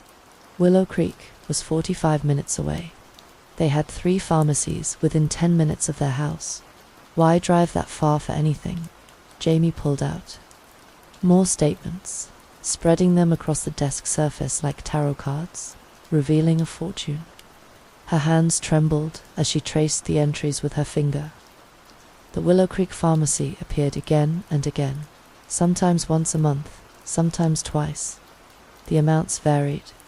$47.82, $91.44, $55.23. She grabbed a pencil from Sarah's cup, circling each Willow Creek charge. The repetition formed a pattern spanning months. Too much money for just contraceptives. Far too much. She dug deeper, pulling statements from previous years. The pattern held consistent. Willow Creek charges appearing like clockwork. But there was more. Horizon Mart in Willow Creek, $127.34. Grand Mart in Willow Creek, $89.91. Always that same town, always substantial amounts. She started reading the itemized charges where available. Women's deodorant, the brand teenagers favored. Feminine hygiene products. Bottles of the fruity shampoo she remembered Alana begging for when she was little. The kind that smelled like strawberries. Children's vitamins, more Plan B pills purchased. Regularly. Her mind raced through possibilities. A mistress with a child, a secret family she'd maintained for years. It would explain the products, the distance to avoid recognition, her defensive rage this morning. But the time frame troubled her. These charges went back 3 years at least, long before their marriage had truly fractured. The locked drawer in Sarah's desk had always been forbidden territory. Important documents, she'd said, tax records that need to stay organized. Jamie had never questioned it, respecting her need for private space, just as she respected her craft room. But now, the key was exactly where she expected, taped beneath. The desktop calendar. Sarah was predictable in her habits, secure in the knowledge that Jamie would never violate her trust. The tape came away easily, the small key warm in her palm. The drawer opened smoothly, revealing hanging files labeled with years. Jamie pushed past old tax returns, their joint returns that she'd signed without reading, trusting Sarah to handle everything correctly. Behind their passports and marriage certificate, tucked at the very back, she found a manila folder that didn't match the others. No label, no year. Inside were utility bills, electric, water, gas, all for 1847 Lane in Willow Creek, all showing regular usage, the amount suggesting full-time occupancy. Someone was living there, using power, running water, heating the space. The bills went back years. Jamie's phone came out instinctively, camera clicking as she documented everything. Credit card statements, utility bills, the pharmacy charges, circled in pencil. Evidence of what she didn't know yet, but every instinct screamed that something was terribly wrong. A secret rental property would require disclosure, tax documentation. This was something else, something Sarah had hidden completely. Combined with the pharmacy purchases, the feminine products, the Plan B pills, a picture was forming that made her stomach churn. She replaced everything exactly as she'd found it, even retaping the key beneath the calendar. Sarah's Saturday errands always took hours. Hardware store, car wash, sometimes 9 holes of golf with her buddies. Jamie had time to drive to Willow Creek to see this address for herself. Whatever Sarah was hiding at 1847 Whisperwind Lane, she was going to find it. The GPS showed 43 minutes to Willow Creek, a straight shot down Highway 72 before turning onto smaller state routes. Jamie gripped the steering wheel of her sedan, knuckles white, watching the familiar suburbs give way to scattered gas stations and empty fields. She'd made this drive before, years ago, when Alana was 2 and they'd gone apple picking at an orchard past Willow Creek. Sarah had complained the whole time about the distance, said there were perfectly good orchards closer to home. Now she understood why she knew the area so well. The Starling Pharmacy appeared first, anchoring a tired strip mall between a nail salon and a Chinese takeout place. Nothing special about it. Faded red letters, automatic doors, sale banners in the windows. But this was where Sarah bought those pills, where she'd been coming for years. According to the credit card statements, she slowed but didn't stop, following her phone's directions deeper into Willow Creek. The neighborhoods deteriorated as she drove. Well-maintained colonials gave way to smaller houses with chain-link fences and boats on blocks and driveways. Whisperwind Lane was nearly at the town's edge, where residential petered out into industrial lots and woods. Her GPS announced the final turn onto a road that hadn't seen fresh asphalt in decades. The street was potholed like a war zone, forcing her to slow to a crawl. Houses sat far apart here, separated by overgrown lots and the occasional abandoned car. Some properties showed signs of life, laundry on lines, toys in yards. Others stood empty, windows dark, grass grown wild. The numbers were hard to read. Mailboxes tilted or missing entirely. 1847, Whisperwind Lane squatted at the road's dead end, backed up against a tangle of woods. Jamie's first thought was that it looked sick.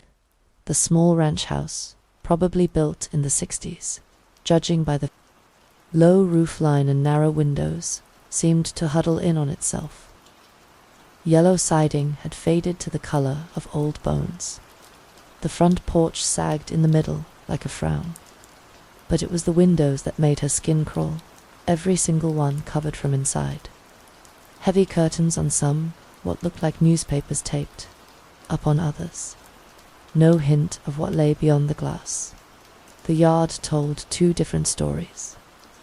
Weeds had overtaken what might once have been flower beds, growing waist-high in places.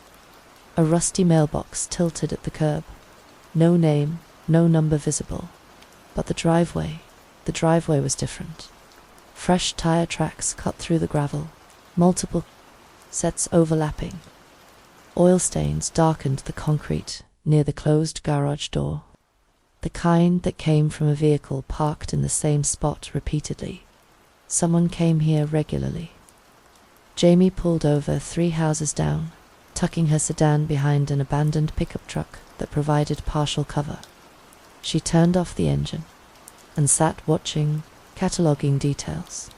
A new padlock on the chain-link gate, brass bright against the rust-spotted fence. No newspapers in the driveway. No mail overflowing the box. The roof looked sound. No missing shingles or obvious damage. Maintained but hidden. A paradox that made her stomach clench. Were those security cameras under the eaves? She couldn't tell from this distance, but something about the house felt watchful, as if it were holding its breath. Waiting movement caught her eye.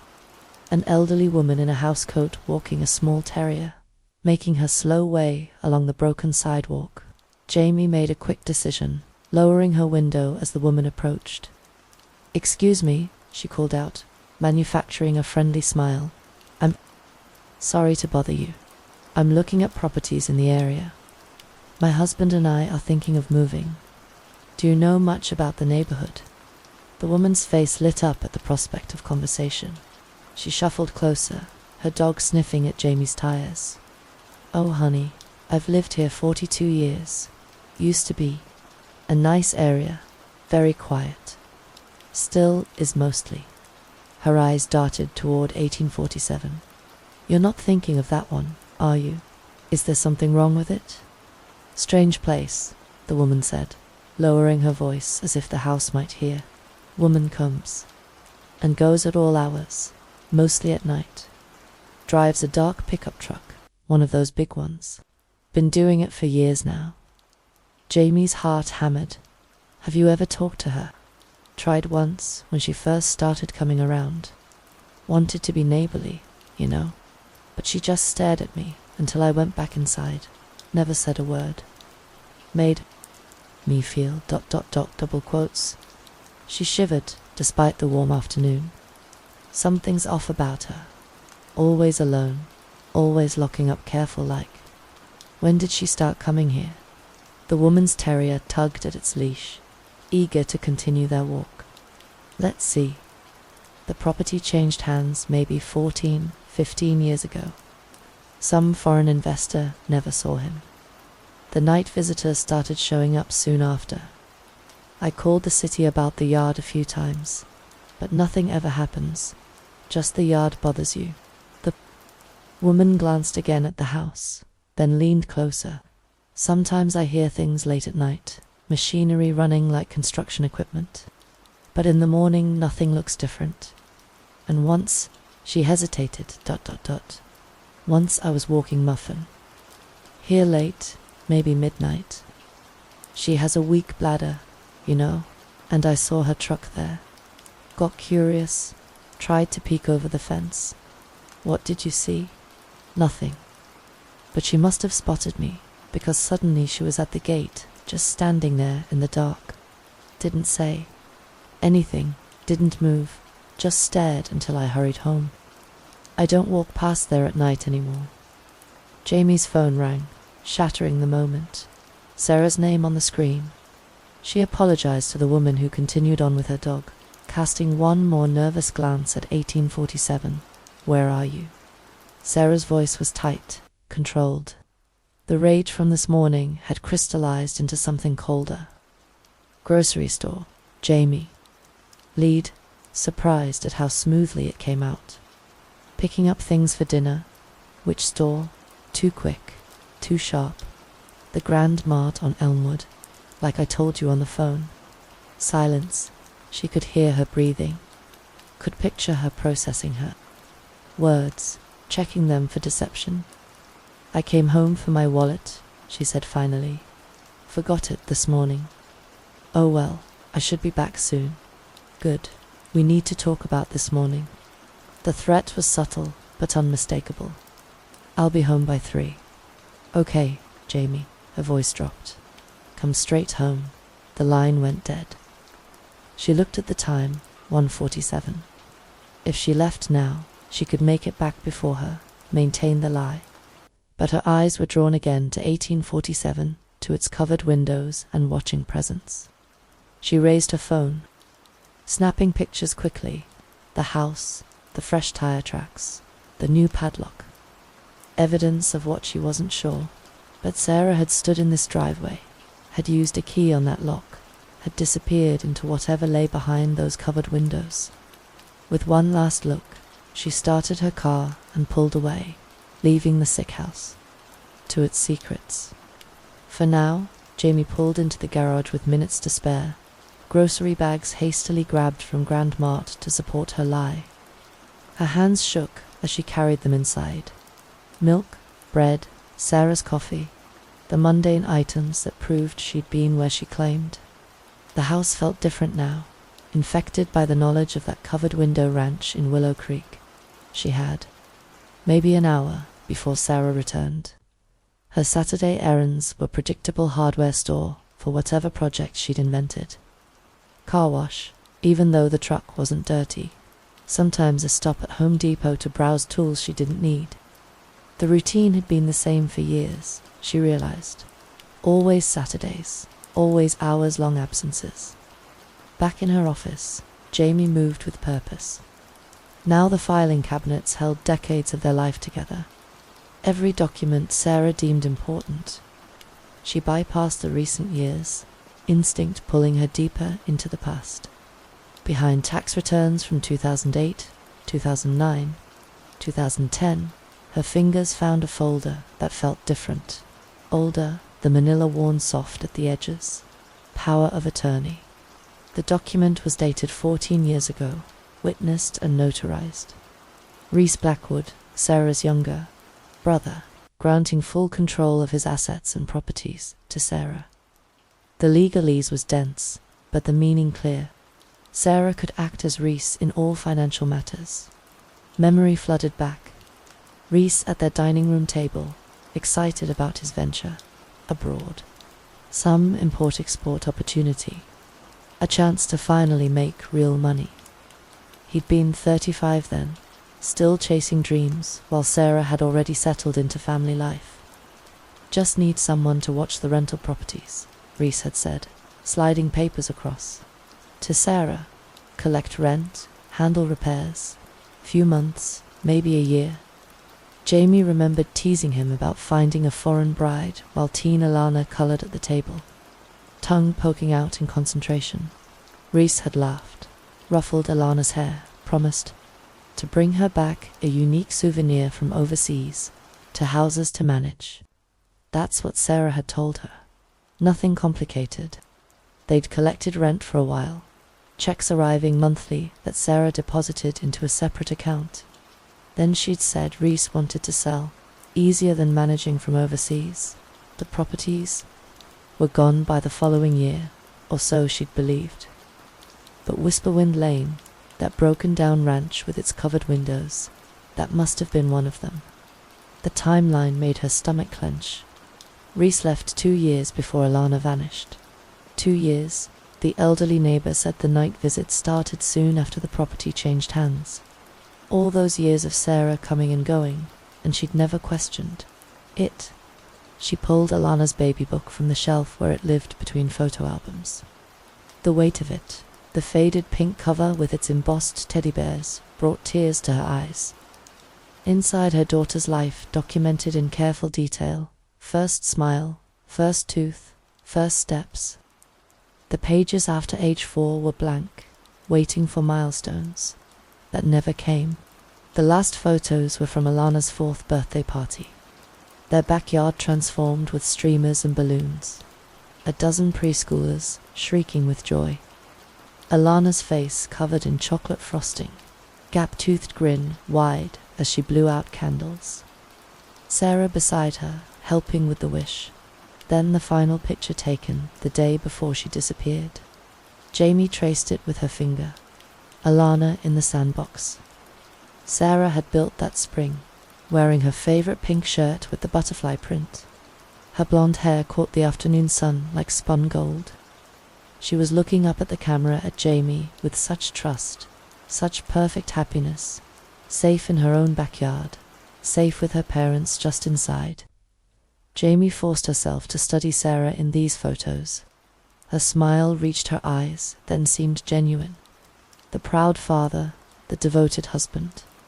But now knowing about Whisperwind Lane, about the night visits that started years before Alana vanished, that smile looked different, calculating, patient. Her mind reeled against the forming suspicion. It was impossible, obscene, but the pieces kept clicking together with horrible precision. She found their 2012 calendar in the memory box, preserved because it held Alana's last scheduled playdate, her final swimming lesson. Sarah's work schedule was marked in her neat handwriting. Day shifts only at the tech firm, regular hours, home by 6 every evening. The promotion to systems administrator hadn't come yet, but after Alana disappeared, she flipped forward through the weeks, the frantic first days unmarked when time had no meaning. Then 2 weeks after Alana vanished, when the FBI scaled back their search and the volunteers went home, Sarah's schedule changed. Night shifts appeared. System maintenance, she'd explained. Servers that could only be updated when the office was empty. The promotion required it came with a raise they desperately needed for the private investigator. Jamie had been too shattered to question it, grateful even that she could function enough to work while she could barely leave Alana's room. Back in the filing cabinet, she dug deeper into the power of attorney folder. More documents, transfers she'd never seen. Properties moving from Reese's name to something called Obsidian Holdings, LLC. The signatures were Sarah's, perfectly legal with the power of attorney. A web search on her phone showed Obsidian Holdings dissolved in 2015. No forwarding information. No assets listed, but Whisperwind Lane remained somehow off the city's books. Taxes paid from some phantom account existing in a legal grey zone that let a woman visit at night for years without questions. Her phone buzzed. "Sarah, on my way home, 15 minutes. Jamie's hands moved quickly, photographing the power of attorney, the property transfers, the calendar pages, evidence of something monstrous taking shape in her mind, but still too terrible to fully acknowledge. She returned everything exactly as found, closed the filing cabinet with a soft click. In the kitchen, she busied herself unpacking groceries. Each ordinary item, eggs, juice, cereal, feeling surreal against the horror building in her chest. The house felt like a crime scene now, every room holding potential evidence of something unspeakable. When Sarah's truck rumbled into the driveway, she was ready. Groceries put away, coffee brewing, a wife home from errands. Normal, except for the knowledge burning like acid in her mind. Her step-parent had kept her brother's property secret for 14 years, visiting at night, buying girls' supplies and emergency contraception. The facts pointed to one impossible conclusion, but her heart couldn't accept it. Not yet. Not until she knew what lay behind those covered windows on Whisperwind Lane. Jamie heard Sarah's truck rumble into the driveway. The familiar sound now, sinister with new knowledge. Her mind raced through options. She needed to get back to Whisperwind Lane tonight. Needed to know what was behind those covered windows. But first, she had to survive whatever came next with Sarah. On impulse, she positioned herself at the bottom of the stairs, gripping the banister. As her key turned in the lock, she let out a sharp cry of pain. "Sarah, thank God you're home. Can you help me?" She appeared in the doorway, filling it with her broad shoulders. Something was different. She'd changed clothes since this morning's explosive exit. The striped tank top was gone, replaced by a clean polo shirt. Fresh cologne couldn't quite mask the sharp scent of sweat underneath. Her expression was carefully neutral, but her eyes moved over her with an intensity that made her skin crawl. What happened? Her voice held no warmth, just flat inquiry. "I twisted my ankle, carrying the groceries in.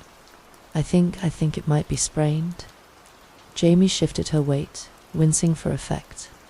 Sarah approached slowly, each step measured. She wasn't looking at her ankle. Her gaze stayed fixed on her face, studying her features like she was reading a map or looking for lies. "Which ankle?" The question came out sharp. "The left one. I missed the step from the garage."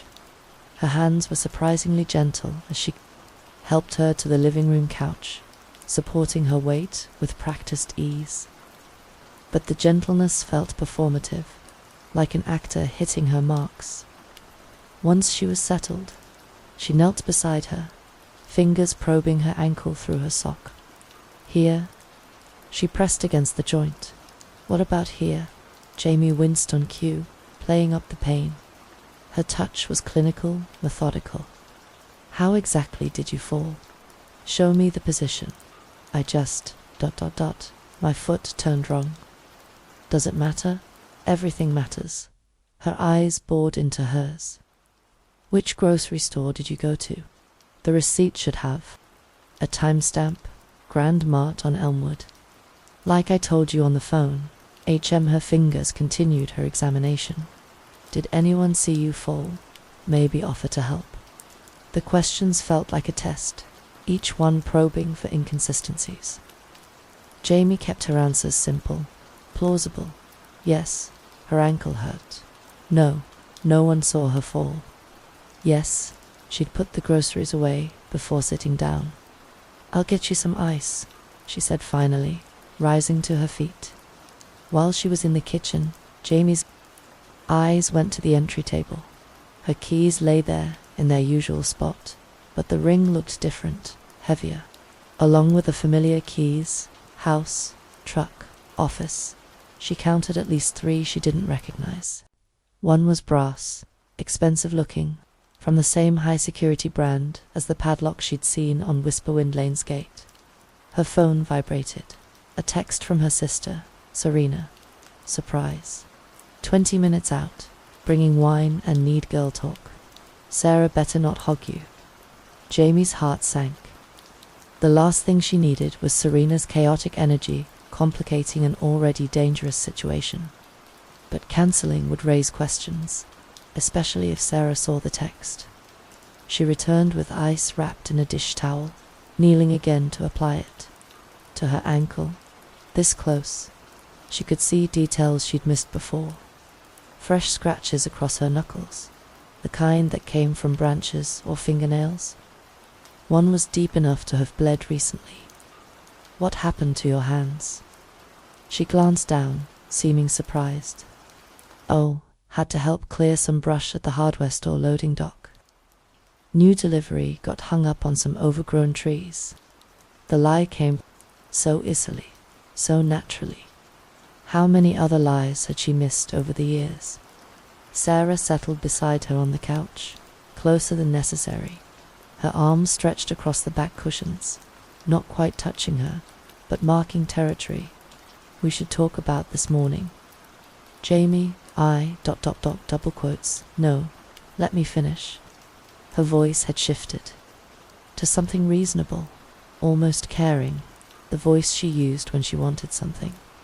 I've been thinking during my errands. Maybe you were right to be concerned. Not about what you think, she added quickly, but about us, our communication. Maybe we should try counseling again. The suggestion was so unexpected, so normal, that for a moment Jamie doubted everything she'd discovered. Then she saw her, eyes, still watchful, still calculating. This was performance, not contrition. I know I was harsh this morning, she continued. Said things I shouldn't have about Alana, about you as a mother. That was cruel. Jamie made herself nod, playing along. We both said things. Still, her hand dropped to her shoulder, squeezing gently, too gently, like she was reminding herself not to squeeze harder. We should work on us. But first, I might need to head to the office tonight. Server issue that. Can't wait until Monday. There it was, the excuse that would take her to Whisperwind Lane after dark, just like the neighbour had described. The lie flowed like water, practiced and smooth. Before she could respond, the front door burst open. Serena swept in without knocking as usual, carrying a wine bottle and an oversized charcuterie board. Surprise, sis. Hope you're not. Oh, what happened? She finally noticed Jamie's elevated foot, the ice pack. Just a twisted ankle, Jamie said. Nothing serious. Serena immediately launched into nurse mode, despite having no medical training beyond WebMD. She deposited her offerings on the coffee table and began examining Jamie's ankle with enthusiasm that made Sarah step back. You need to be more careful, Serena chattered, oblivious to the tension in the room. Oh, Sarah, good, you're here. You'll never guess what I saw driving over. She laughed, already pouring wine. That creepy abandoned house on Whisperwind, the yellow one that looks like it should be condemned. I swear I saw your truck there earlier. You flipping houses now without telling us. The temperature in the room plummeted. Sarah went very still. Sarah's recovery was swift, almost impressive. The stillness lasted barely 2 seconds before she laughed, shaking her head with practiced amusement. Serena, there must be 50 dark pickup trucks in this town. Half of them probably have veteran stickers. Her voice carried just the right note of casual dismissal. That house has been empty for years. City should condemn it honestly. But Jamie caught the micro-expressions, the tightening around her eyes, the almost imperceptible flare of her nostrils, the way her jaw clenched before the easy smile appeared, like watching a mask slide into place. I don't know, Serena said, pouring herself more wine. It looked exactly like yours. Same chrome running boards and everything. Lots of trucks have those. Sarah stood abruptly, moving toward Jamie. I should check your ankle properly. Make sure it's not worse than we thought. Let me help you upstairs to rest. I'm fine here. No, you need to elevate it properly. Her hand closed around her upper arm, firm enough to brook no argument. Doctor's orders, remember, from when I sprained mine last year. Jamie didn't remember her spraining anything last year, but her fingers were already pulling her up. The grip wasn't painful exactly, but it communicated clearly. She was coming with her whether she wanted to or not. "Oh, don't be such a mother hen, Sarah." Serena laughed, still oblivious to the undercurrents. "She's fine on the couch. Besides, I just got here." She took another sip of wine, settling deeper into her chair. "So, Sarah, this co-worker who's interested in real estate. Anyone I know, maybe I can give them some tips. You know, I helped the Johnsons when they bought that flip." Sarah's explanation fell apart almost immediately. She mentioned SQL databases when she meant servers confused Linux commands with Windows protocols. For someone who'd worked in it for 15 years, the errors were glaring. Serena's eyebrows rose with each mistake. "That doesn't sound right," she said slowly. "Are you sure you... Sarah's phone buzzed. She grabbed it quickly, too quickly, turning the screen away as she typed. Her jaw was tight, fingers flying over the keyboard with urgency. Texting someone, warning someone. The horrific possibility crashed over Jamie like ice water. If Alana was alive, if she was at that house, was Sarah telling her to hide, to stay? Quiet when the police came? Her daughter might be 45 minutes away, might have been that close for 12 years, and she was warning her that Mummy was getting too close to the truth. She stood abruptly, the room spinning. "I need some air." Sarah rose with her, inevitable as gravity. Her hand found her elbow steadying or restraining. She couldn't tell which anymore. "You should rest," she said. "You're not looking well." Behind them, Serena sat down her wineglass, with a sharp click. "Okay, what the hell is going on here?" Jamie swayed dramatically, letting her knees buckle just enough to sell the performance. The ankle she'd supposedly twisted suddenly couldn't bear her weight. Serena jumped from her chair, wine sloshing, reaching out to steady her sister. "Whoa. Careful." In that moment of choreographed chaos, Jamie's hand shot out toward the entry table. Her fingers closed around Sarah's keys, the heavy ring with its collection of familiar and unfamiliar brass. The metal was warm as if it had absorbed her body heat. Sarah moved faster than she'd ever seen her move. Her hand clamped around her wrist like a vice, all pretense evaporating in an instant. The caring wife, the concerned partner, that mask, didn't just slip, it shattered completely. "Give them back." Her voice was low, dangerous, stripped of any warmth.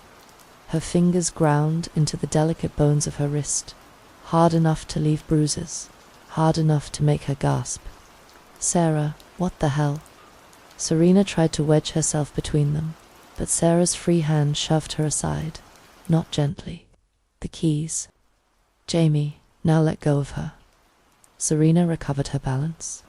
Phone already in hand. "I'm calling the police." Those seconds stretched like pulled taffy.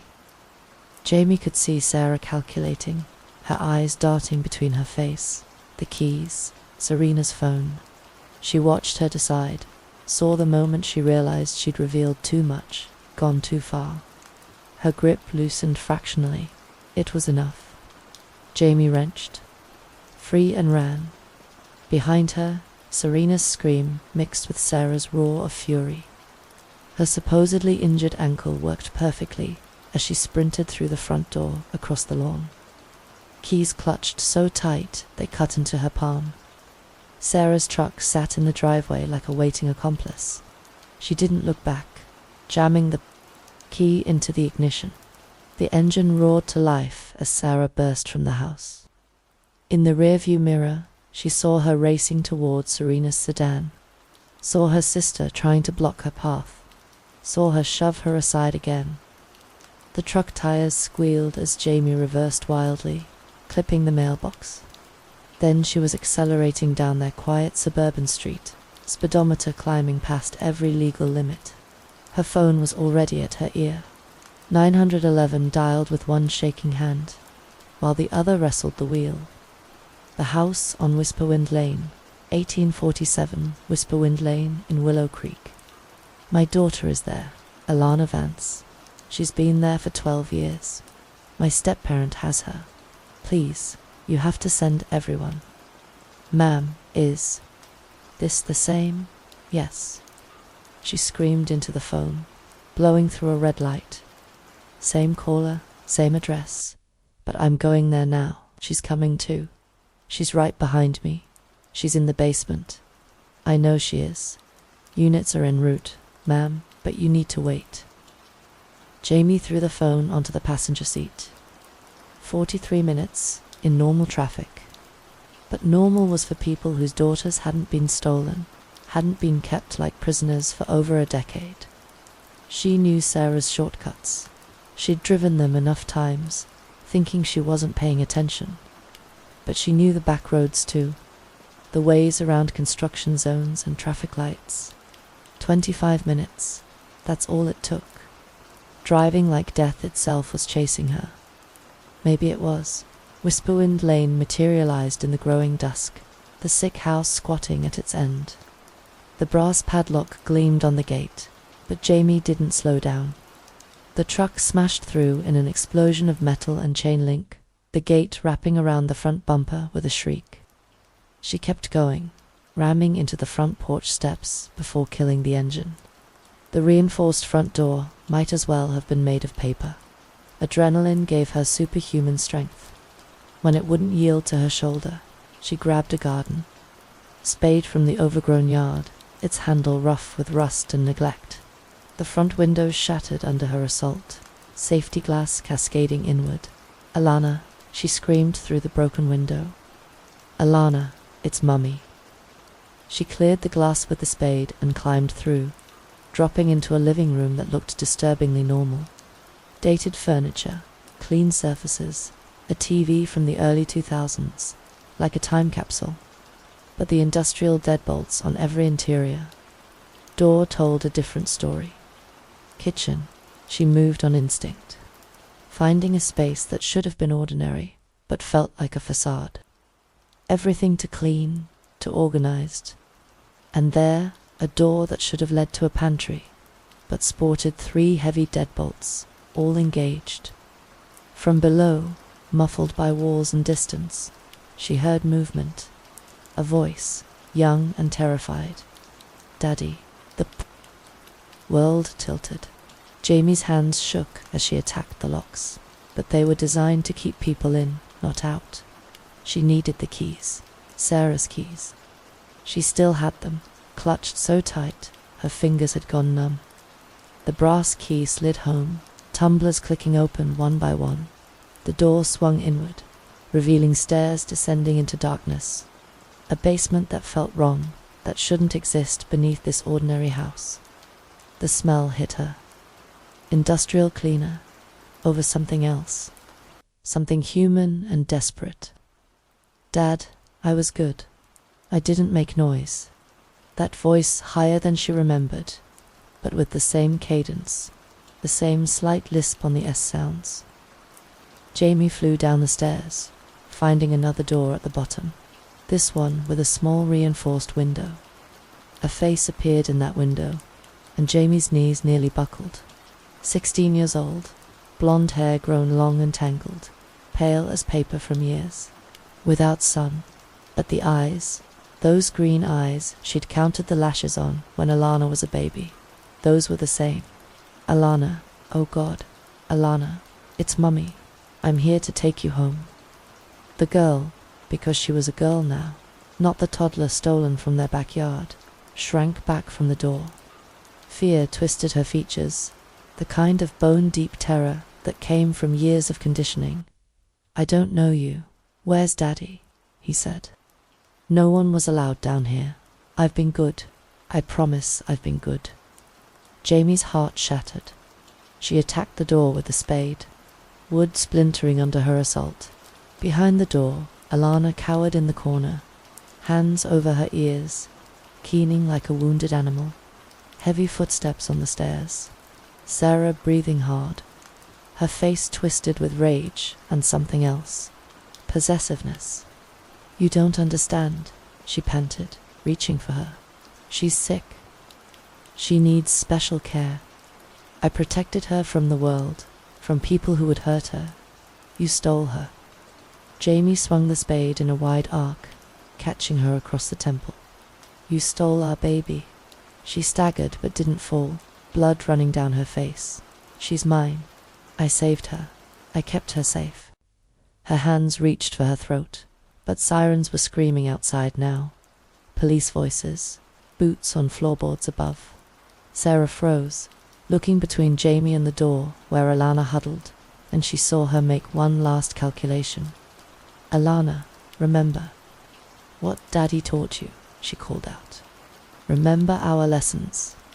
Then the police were there, weapons drawn, shouting commands.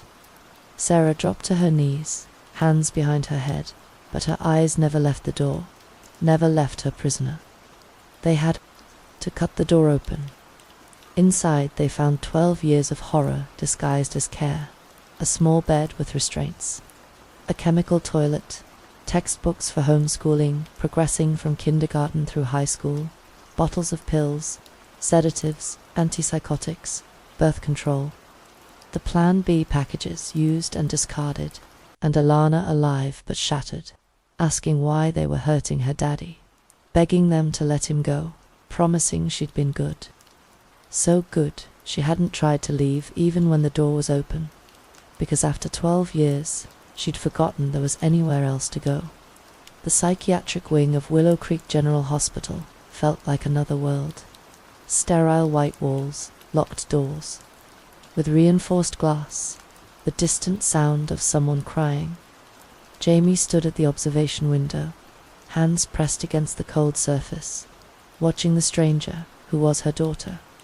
Alana sat on the narrow bed, knees drawn to her chest, arms wrapped tight around them. She rocked in a rhythm that seemed both soothing and desperate. Still wearing the same clothes they'd found her in, a faded t-shirt that had been washed to many times, sweatpants that didn't quite reach her ankles anymore. Someone had tried to brush her tangled blonde hair, but she'd fought them off. "She won't let any of the female staff near her," Dr. Anya Sharma, the trauma specialist, said softly. "Beside Jamie, only male officers and doctors. She keeps asking when her father is coming to take her home, asking if she's in trouble for talking to strangers, meaning you and the police." Jamie's throat constricted. She called him Daddy. Even when she was terrified, she called for him. Stockholm Syndrome, in its most extreme form, combined with 12 years of conditioning, isolation, and ... Dr. Sharma paused, choosing her words carefully. Complete psychological control. In her mind, Sarah isn't her captor. She's her protector. Her whole world, we're the threat. Detective Miller approached, holding a tablet. She was a woman in her 50s, with kind eyes that had seen too much. "Mrs. Vance, I need to show you some things we found. It's difficult, but it might help you understand what Alana's been through." They moved to a small conference room. The detective pulled up images on the tablet. "Not the worst ones," she assured. "Quickly, just evidence they needed to discuss." A locked room on the second floor of the Whisperwind Lane house had yielded hundreds of photographs. Children at playgrounds, schools, public pools, all taken from a distance, all focusing on girls, between the ages of 3 and 6. "Some of these go back 20 years, Miller said. "Long before Alana was born, we've checked. No other missing children matched these photos. Your daughter appears to have been her only victim, but she was planning." Jamie finished, nausea, rising, waiting. Her own daughter was the easiest target, already in her house, already trusting her. Miller swiped to another screen. "We found journals, detailed accounts, starting when Alana was 2. She was already grooming her. teaching her that her attention was special, that secrets were normal. By the time she took her, she'd been programmed to accept it. The Plan B pills finally made their horrible sense. Miller explained it clinically, but the reality was monstrous. Alana had started menstruating at 11. Sarah couldn't risk pregnancy, exposing her secret. So the monthly pharmacy trips began. She'd maintained her physical health meticulously. Vitamins, regular meals, even exercise equipment in the basement. Keeping her victim healthy while destroying her mind. She taught her herself, Miller continued.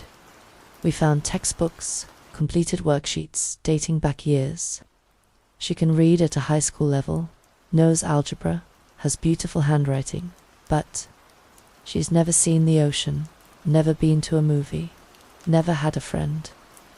She convinced her the outside world was full of people who would hurt her, that only she could keep her safe.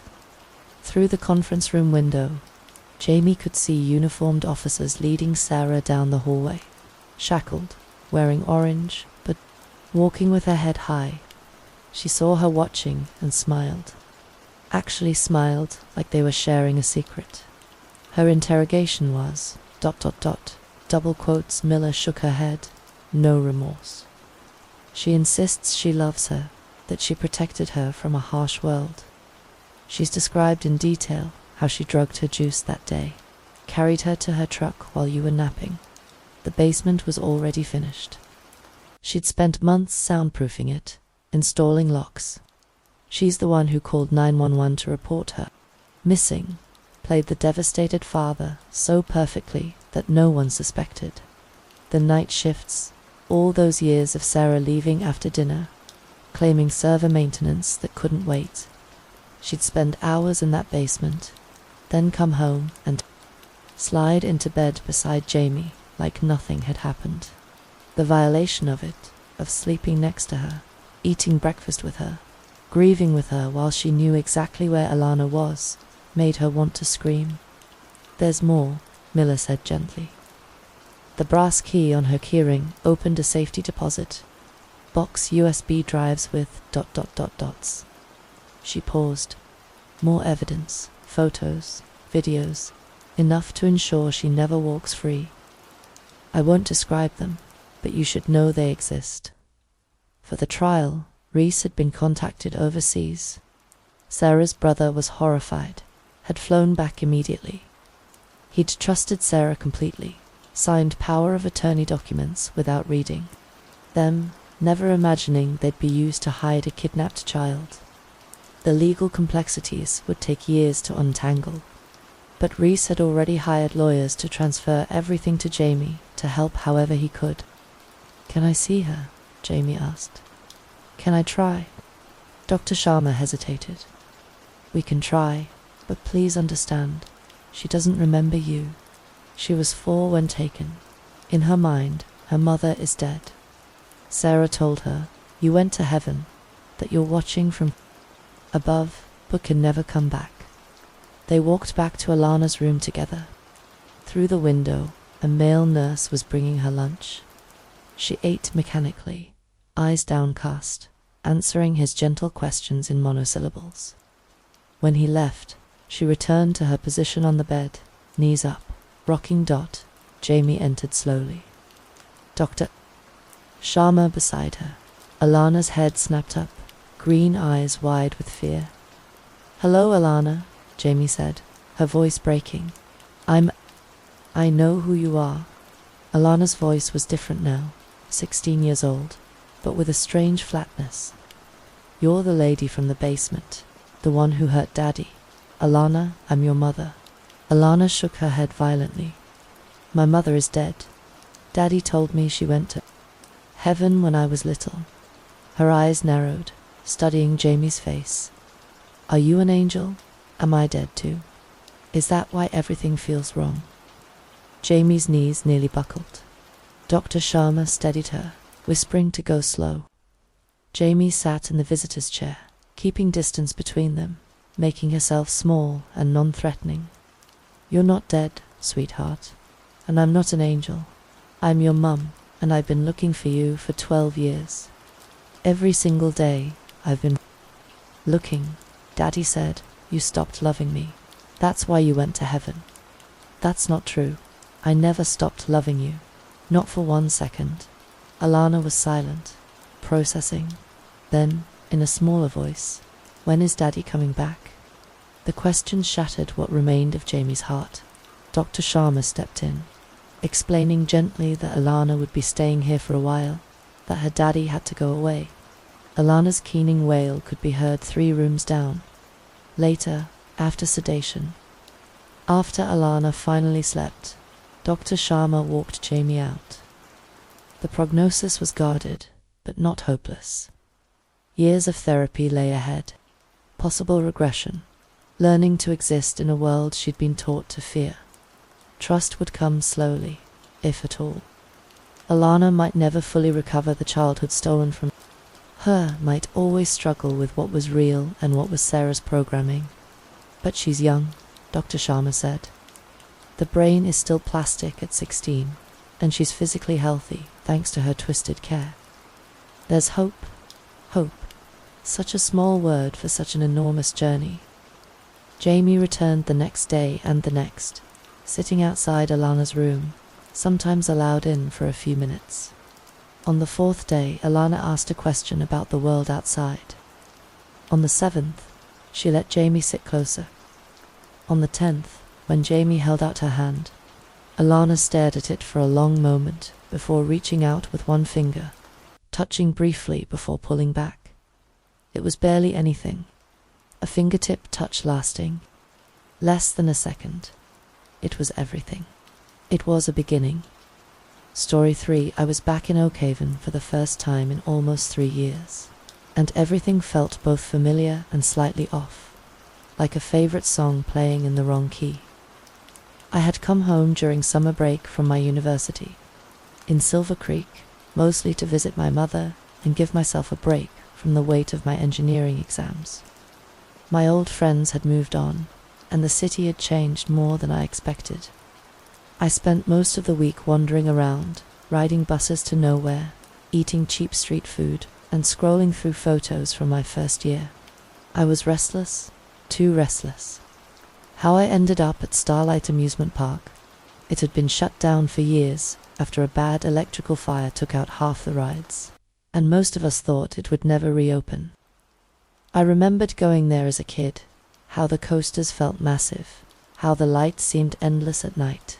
When I saw a flyer near the bus terminal advertising a soft reopening, something in me lit up nostalgia, mostly, maybe boredom. I decided I'd go the next morning, just for an hour or 2. I didn't tell anyone. When I got there, the place looked mostly intact, but with obvious signs of a rushed cleanup job. A lot of the rides were still roped off, paint peeled around the entrance. Gates, and most of the attractions were closed with under-maintenance signs. A few families milled about near the arcade games and food stalls. It was quiet, not dead, but certainly not back to full capacity. I wandered for a while, half regretting coming at all.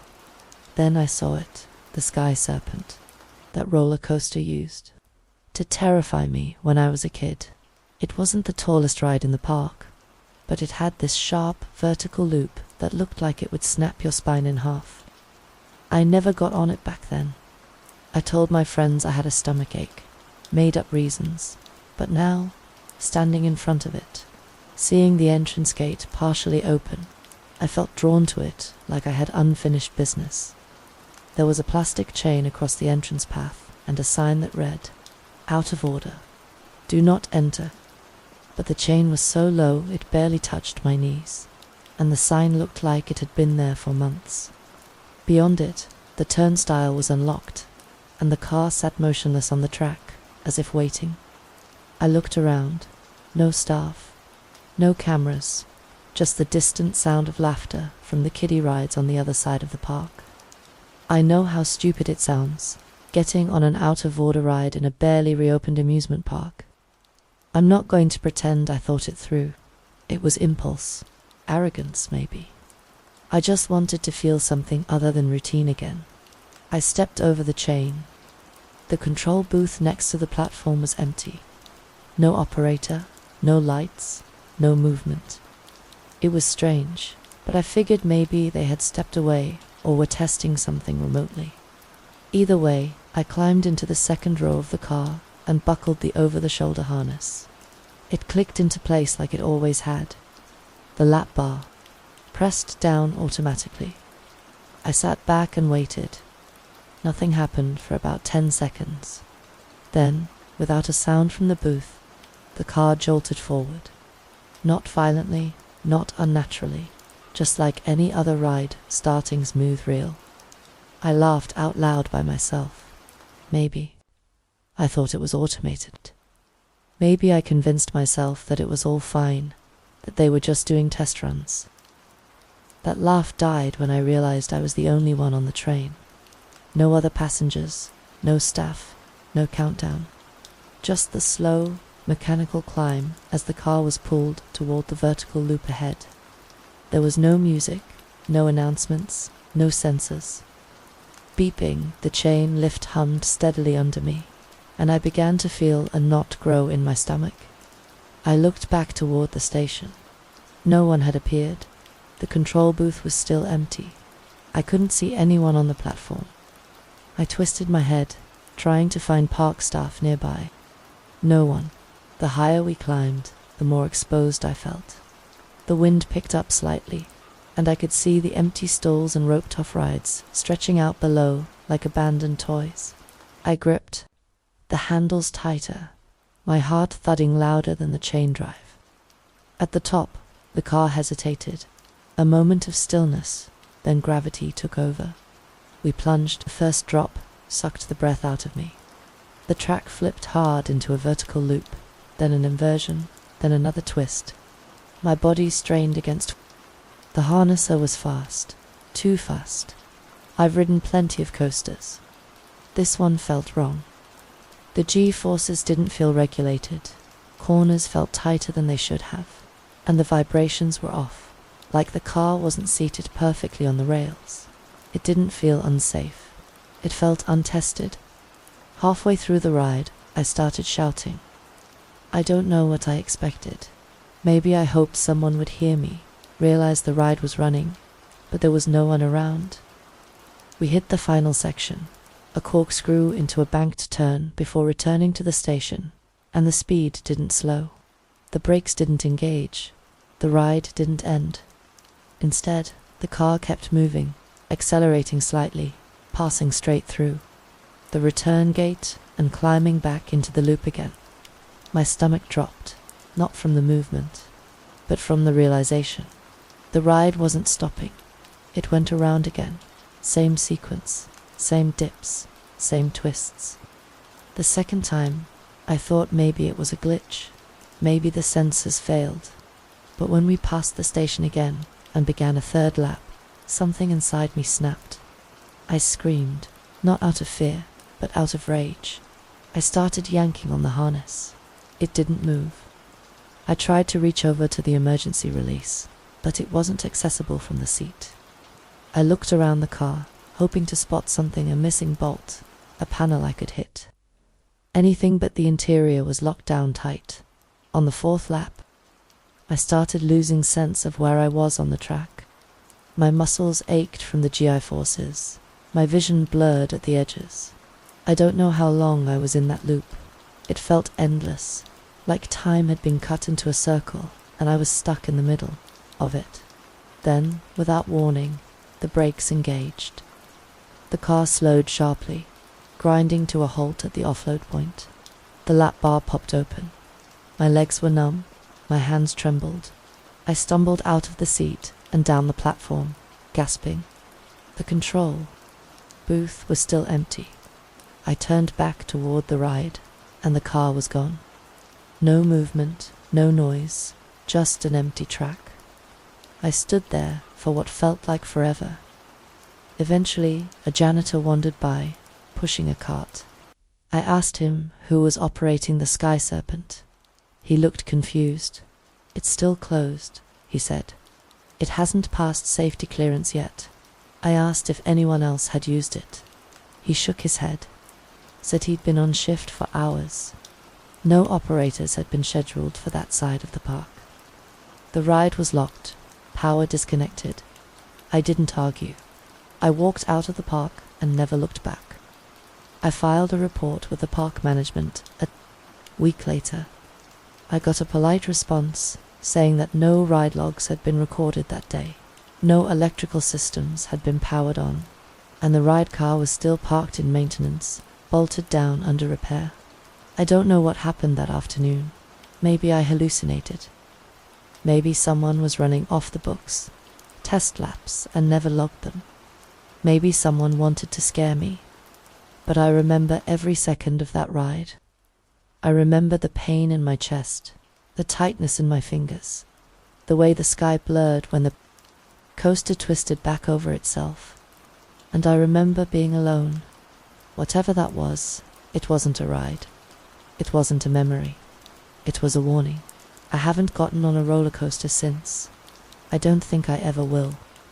Because somewhere in my head, I still feel that loop, still hear that car humming down a track no one remembers building, still waiting for someone else to get on. Story 4. It happened in the summer of 1998. I was 22 and working as a seasonal lifeguard in Port Blossom, a quiet harbour town in southern England. It was the kind of summer job you didn't question. The pay was modest, but the hours were easy, and the beach rarely got crowded. Families, the odd tourist, and the same few teenagers from town came and went without trouble. I'd been doing the job for 2 years, and in that time, I'd pulled 2 kids from rough currents and watched a few heat-stroked lads throw up beside the dunes. Nothing more dramatic than that. I didn't expect much from that July day either. The tide was just starting to come in when I first saw her. I was standing on the raised lookout platform halfway through my shift when something caught my eye. Far beyond the swimmer's boundary, a small figure was out in the water, moving slowly. At first, I thought it was a seal, but the movement was too steady. I grabbed the binoculars we kept by the rail and looked closer. It was a girl, young, maybe 9 or 10, in a plain one-piece swimsuit. Her strokes were slow but consistent, not struggling, not flailing, just swimming away, alone, too far out for a child her size. I scanned the waterline again. No adults looking her way, no group she seemed to belong to. I radioed over to Clara, the other lifeguard on shift, who was walking the shoreline. I asked if she'd seen a child swimming out. She replied, "No, nothing out of the ordinary." "I'm going to check with the staff," I said. "Keep an eye out." I left the platform and jogged down to the small staff hut by the beach entrance, where 2 junior volunteers were sorting towels and first aid kits. I asked them if anyone had reported a missing child, or if anyone had seen a girl swimming off alone. They said no. When I got back to the platform, I looked out immediately with the binoculars. She was gone. I scanned left, then right, adjusting. The lens, nothing. The water was empty beyond the buoys, only gentle swells rolling in. My stomach dropped. I rushed down to the shoreline and asked Clara again. She looked concerned, but said she never saw anyone come back in. "She must have gone under," I said, already pulling off my shirt. "I'm going out." But Clara put a hand on my arm and pointed to the sand. There were footprints, small, barefoot, wet.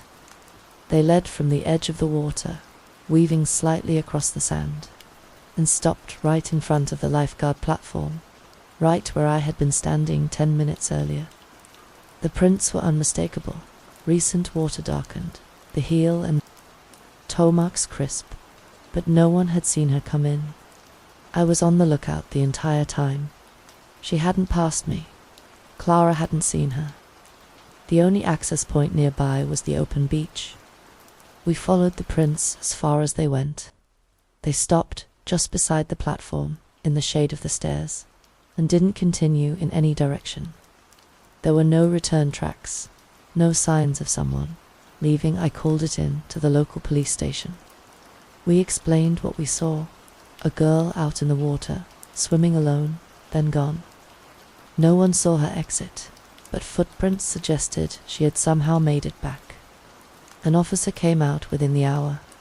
We showed him the footprints, now drying under the afternoon sun. He took photos and asked around. A few families were still lingering on the beach, but no one reported a missing child. No one even remembered seeing a girl matching the description. By early evening, the tide had washed over the shore, and the prints were gone. That night, I couldn't sleep. I kept going over what I'd seen. I told myself I might have been mistaken, that maybe she turned back early and exited the water somewhere else. But the prints told a different story. The next day I came in early and went through our old logs. Every lifeguard shift included notes, injuries, rescues, notable events. I flipped back through the past few summers out of curiosity. Nothing unusual until I landed on a report from July 1988, exactly 10 years earlier. There it was: female child, approximately 9 years, reported missing after swimming past buoys. Never recovered. No family came forward, unresolved. I sat staring at that entry for a long time. Later that day, I brought it up with Clara. She frowned and said she'd heard stories, rumors mostly, from older guards, that every few years someone would spot a child out at sea, swimming alone, never seen entering or leaving, always around the same age. We didn't bring it up with the staff. What could we say? That we saw a ghost in broad daylight. That a dead girl left wet footprints in the sand. We didn't see her again that summer or the next, but I kept watching. Every year, mid-July, I found my eyes drifting out to the edge of the water, beyond the buoys. And one year, 2004, I think, I thought I saw her again. Just for a moment, a pale dot in the sea, moving quietly, deliberately away. I didn't alert anyone that time. I just watched. And when I turned around later, the same wet footprints were there. Stopping beside the lifeguard station, by then, I'd stopped trying to explain it. I kept my notes simple. Unusual sighting. No rescue necessary. People come and go from beaches. All the time. Kids wander, disappear into crowds, sometimes into the sea. But I never forgot her. Not just because she was strange or unexplained, but because I felt, deep in my gut, that she wasn't lost. She wasn't looking to be rescued. She just came back to visit. Or maybe she never really left.